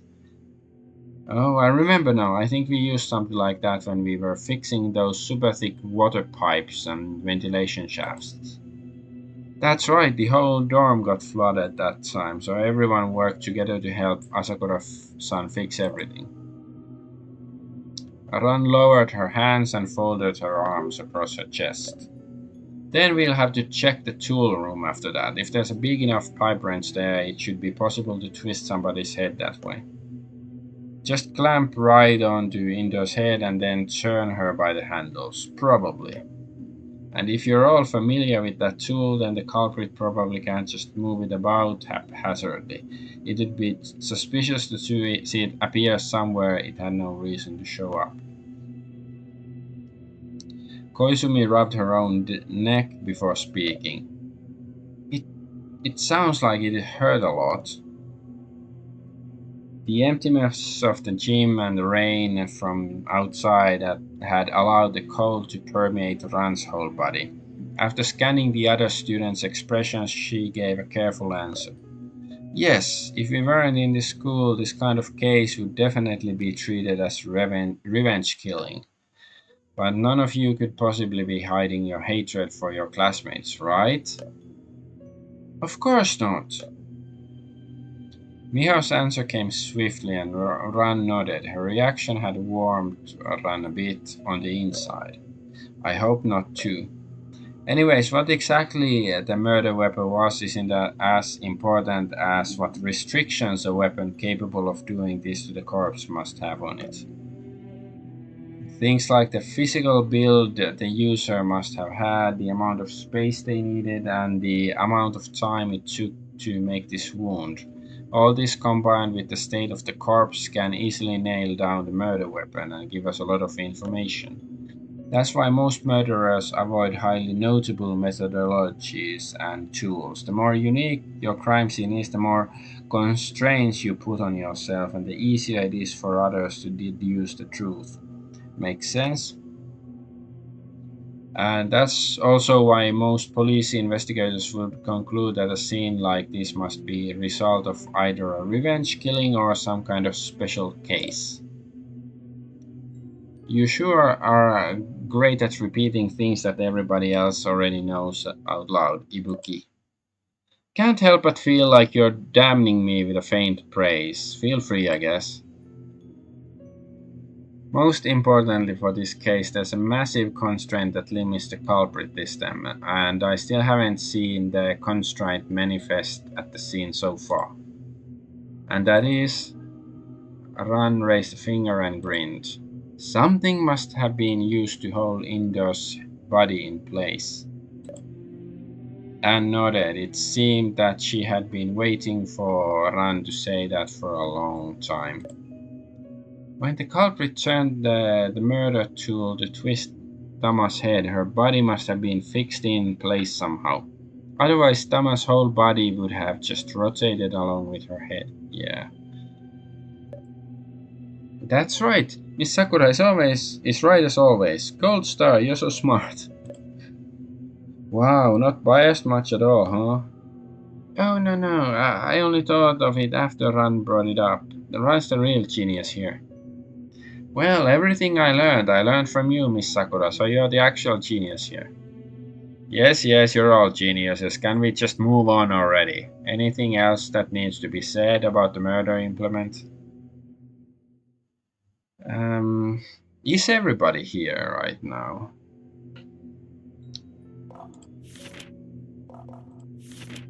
Because Ran, of course, Sai is Tama is dead. Aya, she was Miho, I think yes. Asakura, yes, she's just Koizumi, and so is Koizumi. I guess Koizumi is there too.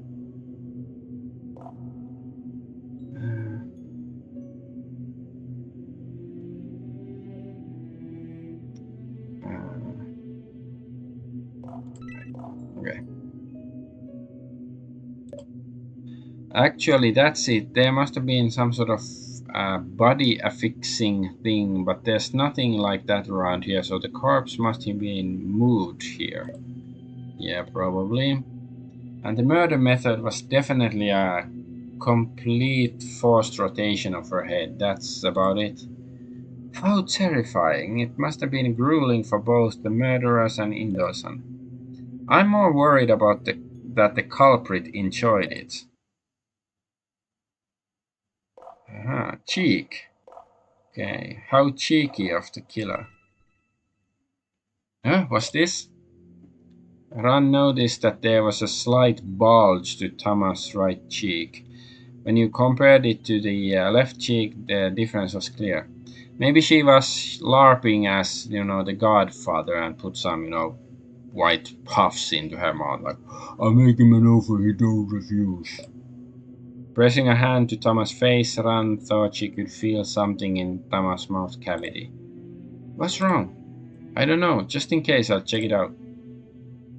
Ran pressed her right thumb into Thomas' mouth and started fumbling around with it. It wasn't very effective, though, so she put her pointer finger in as well and slowly pulled Thomas' mouth open. Ibuki, what the hell are you doing? Nothing. Just, Miss Sakura, could you help me shine a light in here, please? Alrighty. Anne pulled out her phone and turned on the flashlight. The two of them pressed their heads in close to look into Thomas' mouth as though they were dentist and assistant.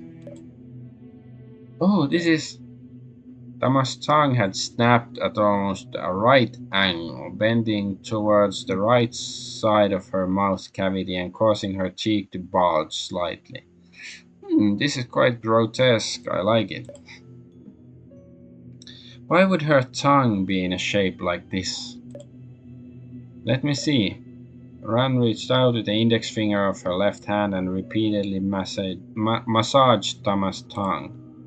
No, seriously, what the hell, man? Koizumi had covered her mouth for some reason and was blushing fiercely. Damn, Professor Ibuki! Makoto heard the commotion and looked up and quickly lowered her head again.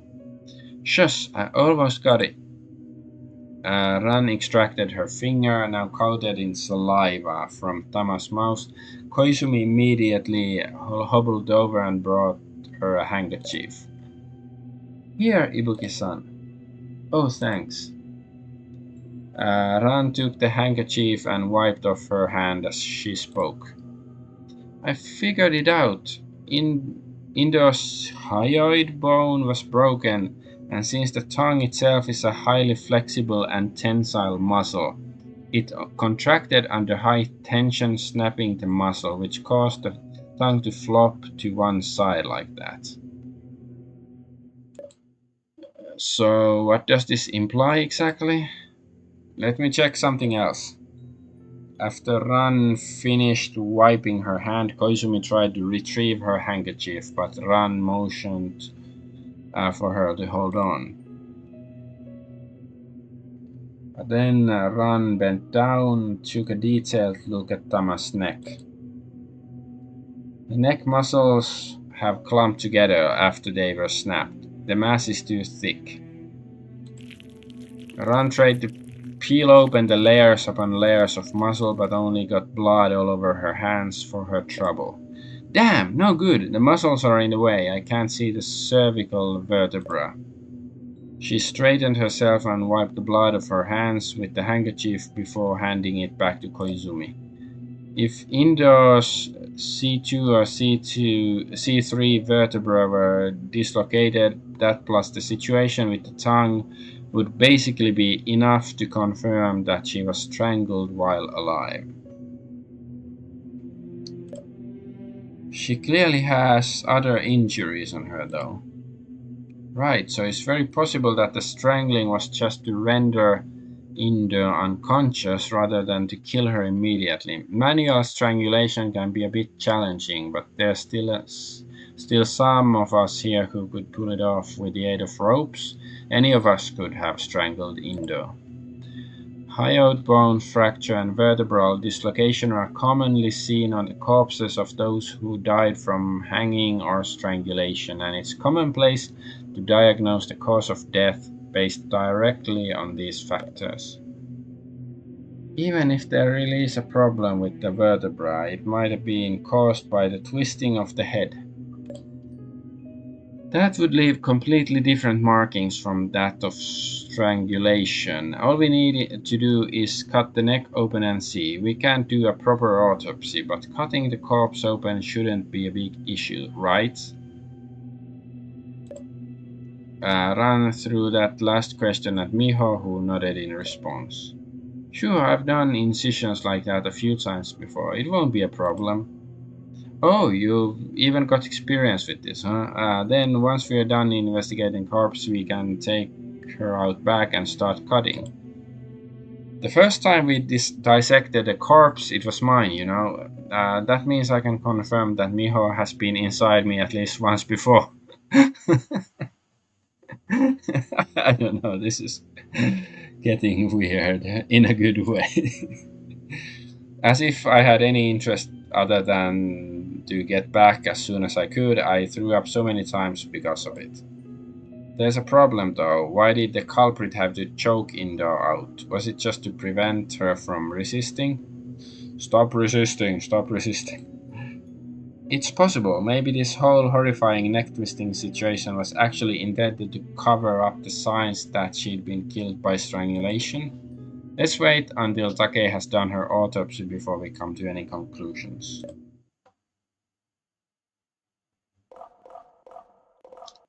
Okay, is that all? Is there like anything else? I think we've investigated the whole thingy. But yeah, we have gotten quite a lot of information out of the body, so yeah, I guess we can go. That's all the evidence the corpse can give us. Now, next up, I'll have to ask everyone where they were at the time of the incident. I'll say, you know, I don't know if it's gonna crash or anything. Yeah, it is been very stable, but you never know if a game will decide to crash at some point.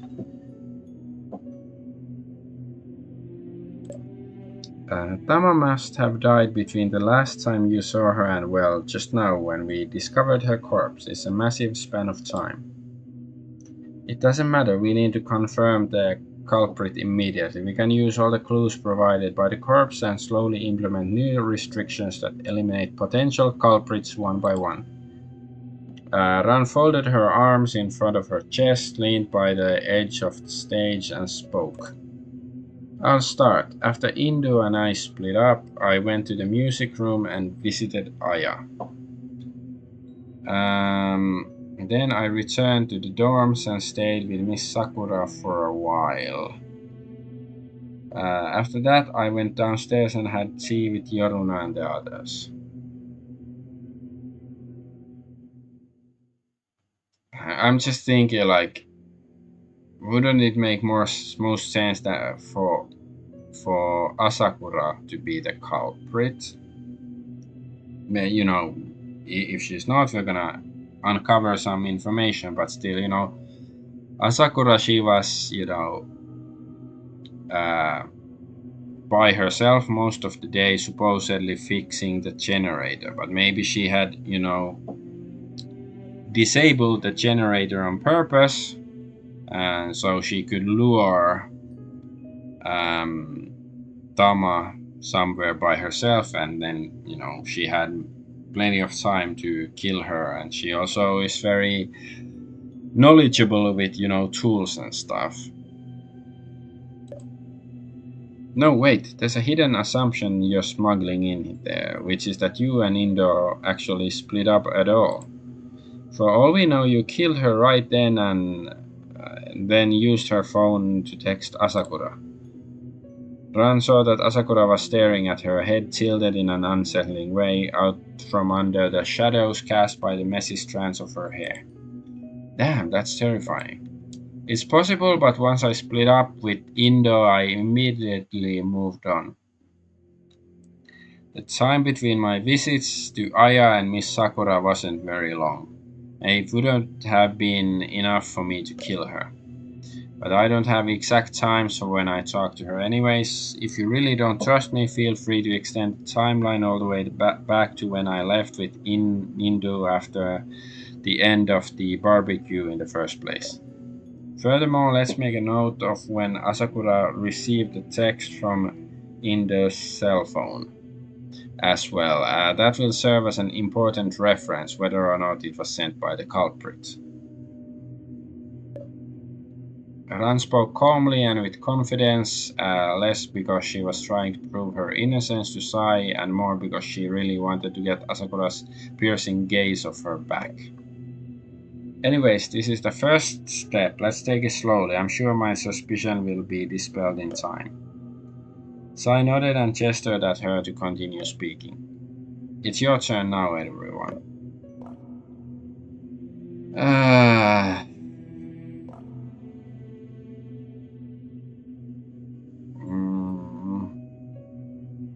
I don't know. Okay.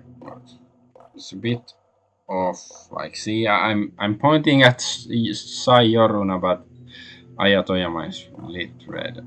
I don't know. Just after eating, Miho and I cleaned up the kitchen since we were on duty for the day. And then you and Tamachan showed up to help, right? Ran nodded. And then I went to the music room to practice, but ran into Ran again and there later, so I'm probably not that suspicious, right? Ah yeah, you were practicing your guitar in the music room, right? Were you able to practice while the power was out? No, that's a hard one to answer. Yeah, I couldn't actually play my guitar today, so I mostly performed some mental practice. Even though she seems suspicious, I know she only ran out there because she didn't want to be in the same place as Miho, so maybe she really isn't as likely to be the culprit as she seems. So, Yoruna, after I ate, I rested for a bit in the dorm before I headed to the pool for a swim. I was there up until Asakura came to get me.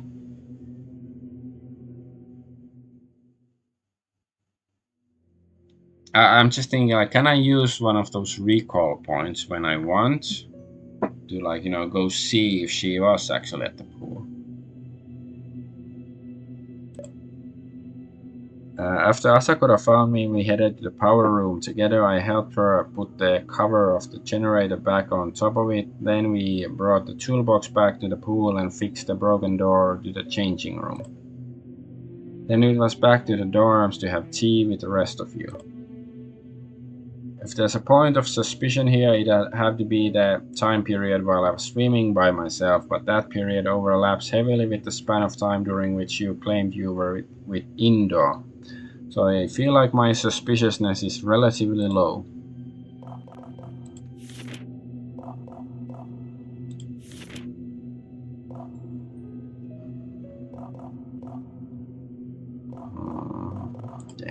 Okay, I don't need.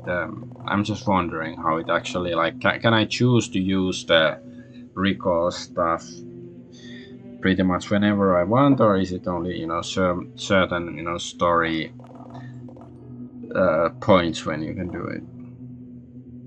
Mihotake. After we ate, Aya and I cleaned up the kitchen, just as Aya said. Though shortly after, Ibuki-san and Indo-san showed up together to help as well, so the cleanup went quickly. Afterwards, Aya went to the music room and I went back to my room to do homework all the way until I heard your voices and came downstairs and met with you all. Finally, of course, we all had tea together. Since you've spoken to both me and Aya, we'll go ahead and get the body bag. Okay, sure. Bye-bye. Let's continue the interrogation. After lunch, I rested at the observation deck by myself until Ran came to see me. That's a bit sus. After we finished conversing, we went downstairs, where we ran into Sai and Makoto. After that, we had tea together in the kitchen. There's no way Miss Sakura's the culprit. I mean, I don't have an alibi for any part of the period before you came back to see me, Ran. Oh, right. After eating lunch, I went directly to the nurse's office because my feet were uncomfortable. I found the medicine that Take-san had previously mentioned to me there. I rested there the whole time after the medicine was applied. I even got to see Ibuki-san and Indo-san there. And I was even the one who helped apply the medicine for her. After resting there for a time, I headed back to the dorms. That's where I've been up until now. Koizumi Sensei couldn't possibly have done it right. The injuries to her feet were very real. She can hardly even walk by herself. At least she's easily the least suspicious. After I ate, I stayed with Tamachan in our room for a while. Then I went to the tool storage room to grab my tools left to fix the generator. After fixing it, I found that the generator's cover was too heavy to lift by myself, so I went to the swimming pool to find Yoruna. We returned to the generator room and put the cover back on, and then we went to the swimming pool to fix the changing room door. If it was too heavy to lift by herself, did she manage to lift it off by herself when she started fixing the generator? Or, well, yeah, I guess it's easier to get it off by yourself than to put it back, probably. Afterwards, everything was as Yoruna said. I suppose this qualifies as an alibi for me. Say, it took quite a while to fix that generator, huh? Asakura said nothing in response. Well, so far it looks like nobody's completely free of suspicion. Asakura, once the body bag's here, we'll put the corpse in together. But I can rank them in order for now, from least to most suspicious. The class president is least suspicious after that. Well, yeah, of course, because she also was the killer last time. It would be boring if she was the killer again, right? So the class press is least suspicious. After that is Miho and Miss Sakura. And then Aya. The two that I'm most suspicious are Asakura and Sai. Yeah, I sort of agree. Well, Sakura is also a possibility. She really doesn't have any alibi or anything. Of course, this only takes into account the alibis. A holistic analysis performed later might cause the order to change again, but let's table that until later. Come on, just say something. I heard you. Okay, let's wait until we collect all the clues from investigating we can. We haven't reached the point where we need to pin all our hopes on pure deductive reasoning and logic yet. Have you finished interrogating everyone? We brought the body bag. Yeah, we just finished. So I stepped forward, took the body bag, calling for Asakura. Asakura, come give me a hand. From the other side, Asakura heard Sai's call, stood up and stepped up to the stage. Sai was waiting at the bottom of the stage, holding the body bag on the floor with its opening facing up. Asakura stood behind Tama's back, placed her arms through Tama's armpits, picked her corpse up and slowly deposited it into the bag. From Asakura's perspective, she must be staring right into Indo's face. The two of them didn't need to use a lot of effort to seal the corpse into the body bag. Sai picked the body bag up in a princess carry and handed it to Asakura.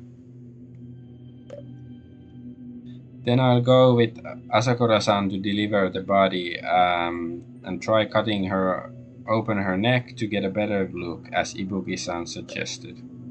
I'm coming too, Miho.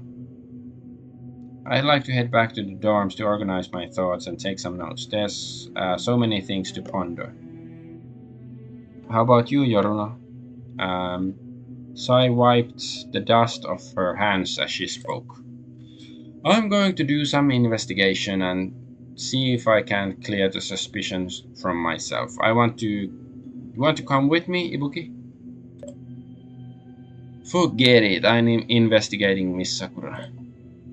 I don't know what I was expecting. Miss Sakura, let's go look for the original scene of the crime, the place where Indo's body was fixed. Uh-huh. Sure, let's visit some locations that might have clues along the way as well. Yeah. Okay, recall point. We're looking for the original scene of the crime. Tool room. There's trees. Electrical room. Morgue. Let's go to the tool room first.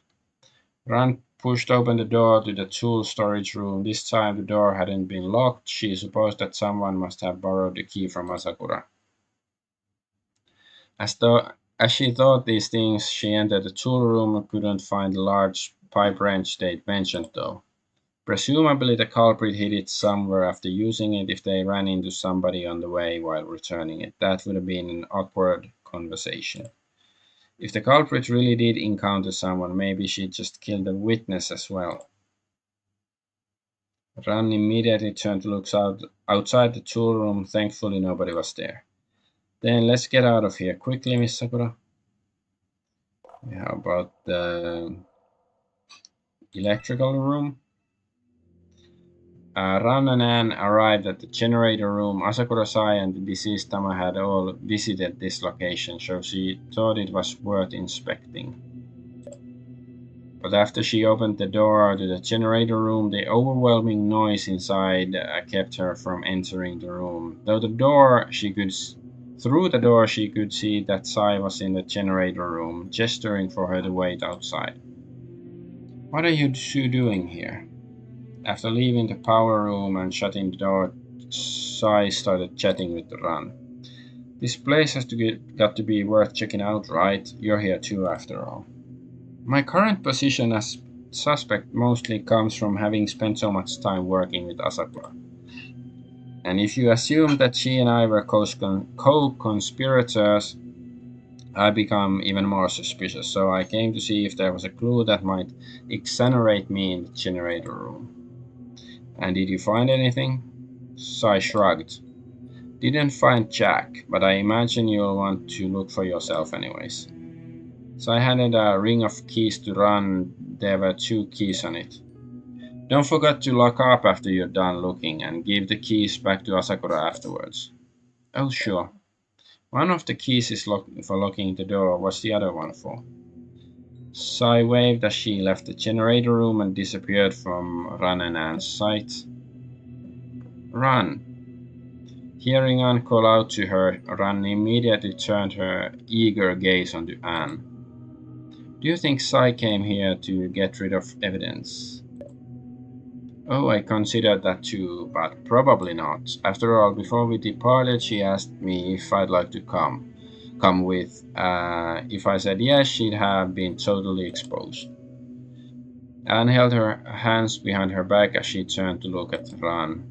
Miss Sakura's face is just so overwhelmingly beautiful. But she could probably guess that you were going to refuse and go with me instead, though, right? Ran's eyes widened and she turned her gaze towards the direction that Sai had departed in. Yeah, maybe. In any case, let's just check the power room for now. Let's go. Okay. Old style generator. In the center of the generator room, an old-fashioned electric generator with a tarnished copper shell rumbled loudly. It showed signs of rust all over itself. The generator was fairly large, reaching up to Ran's shoulders in height, well over 4 meters in width. Impressive that Asakura is able to repair even something like this. Doesn't look like anything's wrong with it right now. Though I don't know all that much about generators, I can't even tell if it's a diesel generator or if it uses other kind of fuel. Is there anything else? There's a lot of noise. Let's finish investigating quickly and leave.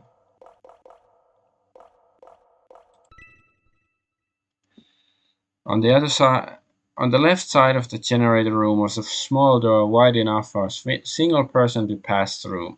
Ran approached the door and turned the handle and found that it was locked. So the second key was for this door then. Ran used the other key and the keyring to unlock the door. Behind the door was a narrow storage space. A set of steel shelves reached up all the way to the ceiling, and some objects on the floor were covered by a dust-proof tarp. Okay, was under the tarp. Ran pulled away the tarp on the floor, revealing a coil of cables.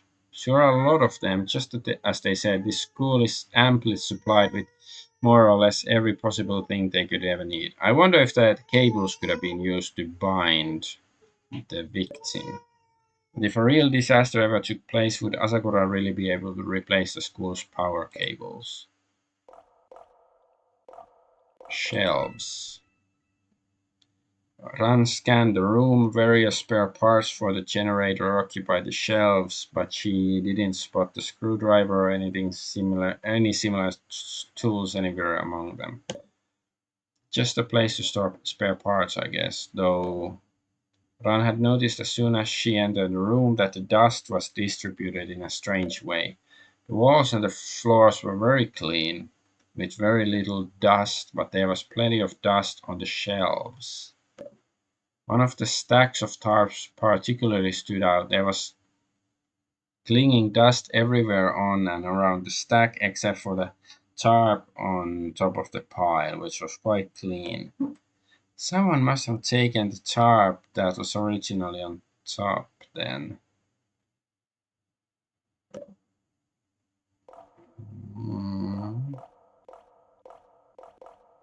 It's a bit crowded with the two of us here. Okay, are you gonna sexually harass her then?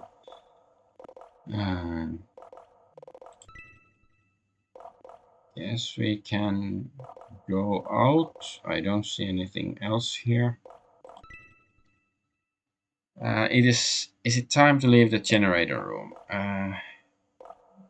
Yes. Trees.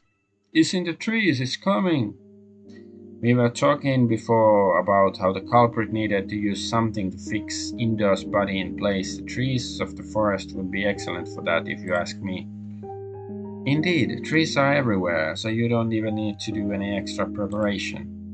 While I was investigating Indo's back, I noticed some plant-like scents on it. At that point, I was wondering if she'd been bound to a tree at some point. Why didn't you tell everyone back then? I thought of it, but I was afraid that'd make the culprit realize I was onto them and try to destroy the evidence. Though I suppose that the culprit probably already destroyed all the evidence they could before returning anyways. But even then they would likely have become more careful if I said it. Ran led Anne to the grove of trees not far from the gym. Are we going to start looking from here then? Yes, this is relatively close to the gym, so the probability that the culprit struck here is higher. If it was too far away, then the risk of being spotted while carrying Indo to the gymnasium and the time required to do so would put too much pressure on the culprits. Our focus will be trying to find a tree with abrasion marks from rope. Anne nodded and allowed Rang to take her hand and lead her into the forest. This time there was no rainstorm and Ran wasn't dragging her forward with wild abandon. There was just the clean and refreshing air after a bout of rain and the pleasant sound of grass crunching under the feet. Anne looked at the silhouette of Ran's back, looking as if she'd thought of something, but I imagined that the emotion she felt was quite different from Ran's. We used to hold hands and take strolls around campsites just like this before. Though in those days it was always Miss Sakura taking the lead. You and I took trips together quite often then, and always to rather distant places, to places like what you mentioned before, the seaside.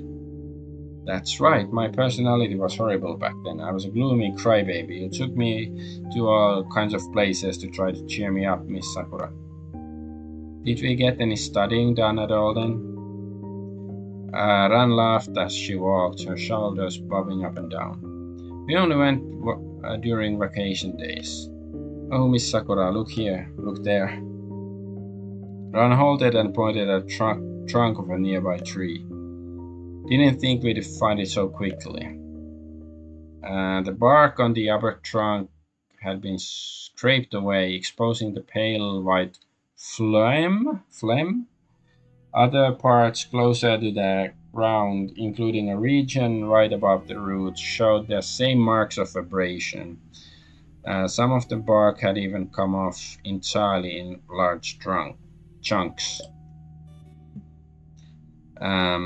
Ran circled the tree to confirm the abrasion marks went all the way around the trunk. She imagined how the scene must have looked, as the ropes were tied to the trunk and then used to raise Tama up. She knelt down, found that the puddle of mud on the ground were full of rainwater and blood. Ran guessed that Tama's legs must have been bound just above the tree roots. Tama's shoes must have been responsible for kicking off large missing chunks of bark. Indo was likely positioned with her back facing the tree, then a rope was tied to a high part of the trunk with the other end tied to her wrists. This rope was used to raise her into the air. This rope's length would have allowed Tama's toe tips to touch the ground. After that, it'd be time for the second rope to shine. The second rope was used to tie her legs to the trunk of the tree just above the ground.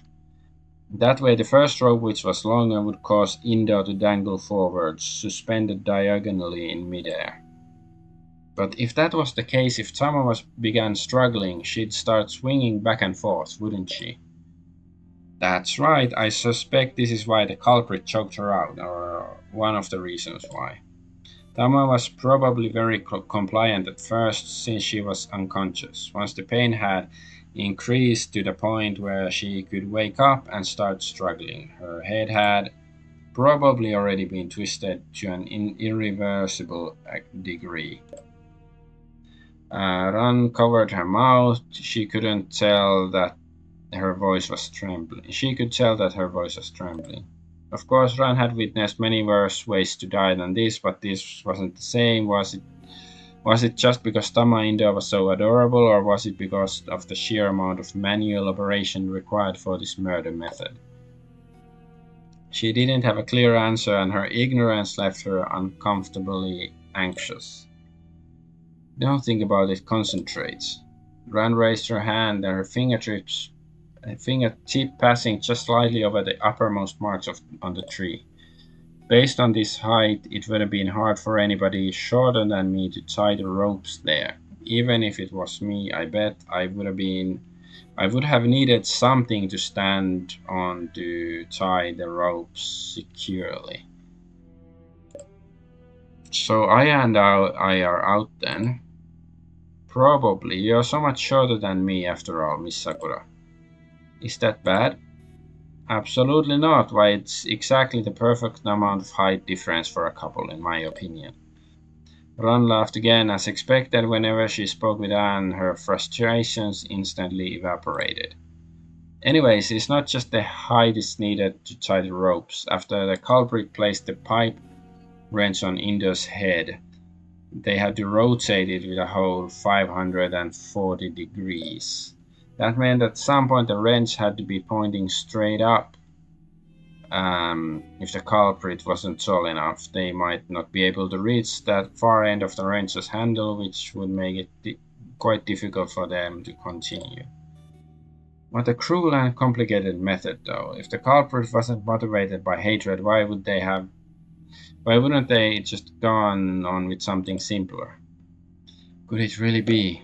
Let's not worry about the why for now. No matter what the culprit was thinking, the facts remain facts. All we need to do is use them to find the truth.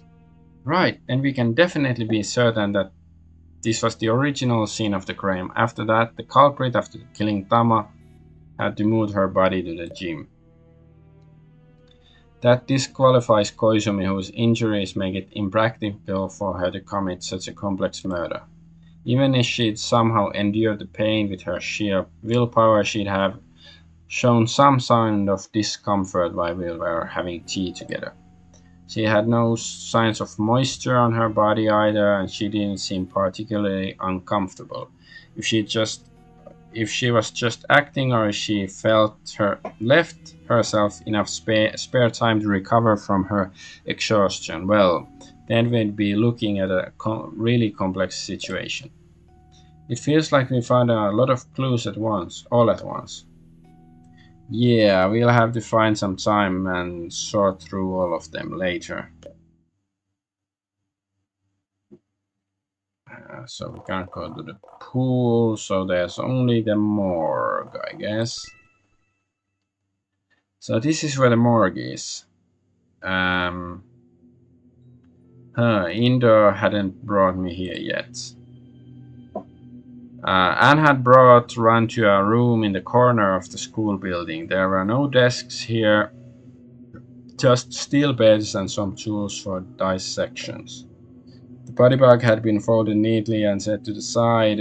White cloth covered Tamaindo's face. Her neck had been cut open and her head rotated back to its normal orientation.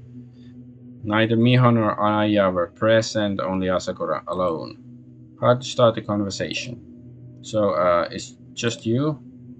The two of them have also gone to look for the original scene of the crime. Oh. Ran turned and shot Anna. Please help me out here, look. Anne nodded and whispered into Ran's ear. It's fine, don't worry, say whatever it is you want to say. Ran took a deep breath and then spoke. So, are you sad that Inda's gone? Normally avoiding this topic would probably have been the best way of respecting Asakura's feelings, but Ran wanted to find the truth of Inda's death, and that meant that even Asakura needed to be considered as a potential culprit. Asakura raised her eyes and looked at Ran. Every night before going to bed, the last thing I saw was always her face. She always waited for me by my bedside up until I fell asleep. And every morning, the first thing I saw was always her face too, as she put on her clothes and greeted me with a good morning. Ran listened patiently, waiting for Asakura to finish waxing rhapsodic about Tama. Whenever I made the slightest sound from waking up unexpectedly at night, she'd climb up with bleary eyes from her bed to ask what was wrong and to reassure me until I could fall asleep once more. She cared meticulously for me, and now she's not here anymore. She hadn't given a direct answer to Ran's question, but Ran got the point. Before this, has Indo ever been killed before? Asakura nodded, and Ran nodded back, deciding not to ask about it any further. She approached the bed, and the surgical lamp's light cast a waxy pallor over the skin of Tama's corpse, clearly revealing the wound as well. So the vertebrae were dislocated after all. That means she was strangled to the point of unconsciousness while she was alive, and the cracks and scrapes were left when her neck was twisted. Ran pulled the cloth off of Tama, revealing her naked body underneath. Ran looked over it a few times but couldn't find any unexpected wounds. Ran raised her head, looked at Asakura, and hesitated a bit before speaking. So, we'll be going now? Asakura nodded, and Ran quickly pulled Anne out of the morgue. Ran and Anne returned to the dining room of the dormitory, sitting down shoulder to shoulder. They'd been searching the school for clues ever since Tama's corpse had been discovered, and the two of them needed a break. Miss Sakura, we've gathered a great number of clues from the corpse and other places, but they're all jumbled. We need some framework by which to organize them, perhaps a timeline or something. Less thinking, more dinner. Sai appeared behind the Ran and gave her a pat on the shoulder. Dinner already? Time has really flown. Is it really time to focus on food, though? I mean, Indo's still dead. Well, if you already figured out the answer out, feel free to announce it before we eat. Sai walked towards the stove as she spoke. If you can't, then set it aside for now so that you can eat properly. Otherwise, you'll collapse in hunger and we'll just have to take care of you as well. I suppose you're right, except that it won't be any of you doing it, because I will only accept Miss Sakura's lovely ministrations. Ran had just finished speaking when she heard footsteps approaching the dining room one after another. Ran-chan's already here, huh? Were you looking forward to the dinner that much? Just a coincidence. After Aya entered the dining room, the other students gradually arrived as well. On the other side, Sai had already started up the stove and begun to prepare dinner. Ran used this period of time to exchange ideas and clues with the others. Miho and Ayo had found the original scene of the crime as well, but they hadn't discovered anything that Ran hadn't. Koizumi's difficulties with walking had made it difficult for her to find clues though, and she had little to contribute. She mostly listened to the ideas that Miho and Ran were putting out. When Sai finally served dinner up, its fragrance drew everyone's attention. They all wordlessly agreed to put the discussion on pause to enjoy the food. The atmosphere is still fairly light and cheerful. Ran thought as she shoveled fish fillets into her mouth. In those classic snowed-in murder mansion scenarios, after a corpse appears, there's always a scene where everyone is eating dinner together at the same table. And in those scenes, everyone always so serious and hostile towards each other. Sometimes they decide that it's too dangerous to eat anything other than canned foods. Or one of the characters will jump up and start provoking others and making random accusations. Nothing like that's going to happen here though, that's for sure. Without Tama there to do it for her, Asukara was left to serve herself. Looking at her expression, it seemed that she was mostly calm now. Miho and Aya conversed on and off with each other, with Koizumi joining in on occasion. Forget it. I guess there's no need for me to be so uptight either. Miss Sakura, would you like to try some of the fish? These fish fillets that Yoruna made are delectably tart. You absolutely must try one. Anne's chopsticks, fully loaded with bamboo shoots, halted in midair as she looked thoughtfully at the bowl of fish fillet in thick tomato soup. Yuck, I hate tomato. Miss Sakura? Ran, what did my favorite foods used to be in the past? I mean, as far as I can remember, as long as we were together, you pretty much ate everything cheerfully. Really? Well, unfortunately, I seem to have become a bit of a picky eater now.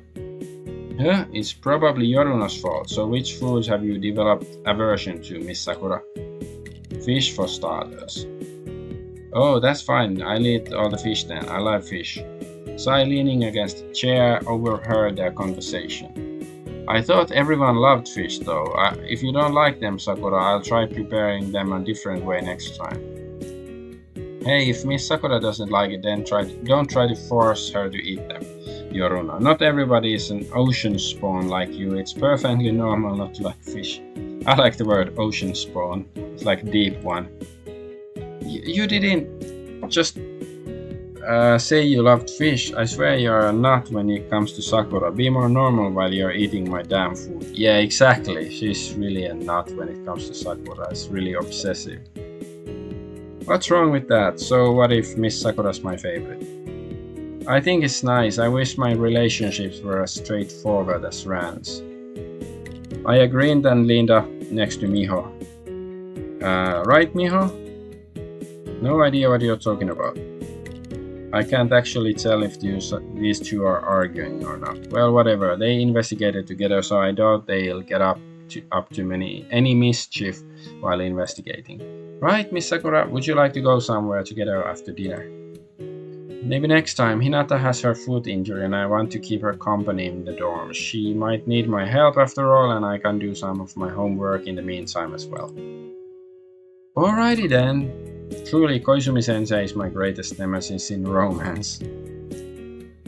Sorry, Ibuki-san, if you'd like, you could come to our room and the three of us can enjoy a conversation together. Nah, I wanted to sort out through some of my thoughts on my own anyways. More importantly, the atmosphere would be so unbearably awkward if it were all three of us together. I'd have a more in-depth discussion with you when I've prepared myself, Koizumi-sensei. Maybe I can end the stream here. I'm getting quite hungry myself, actually.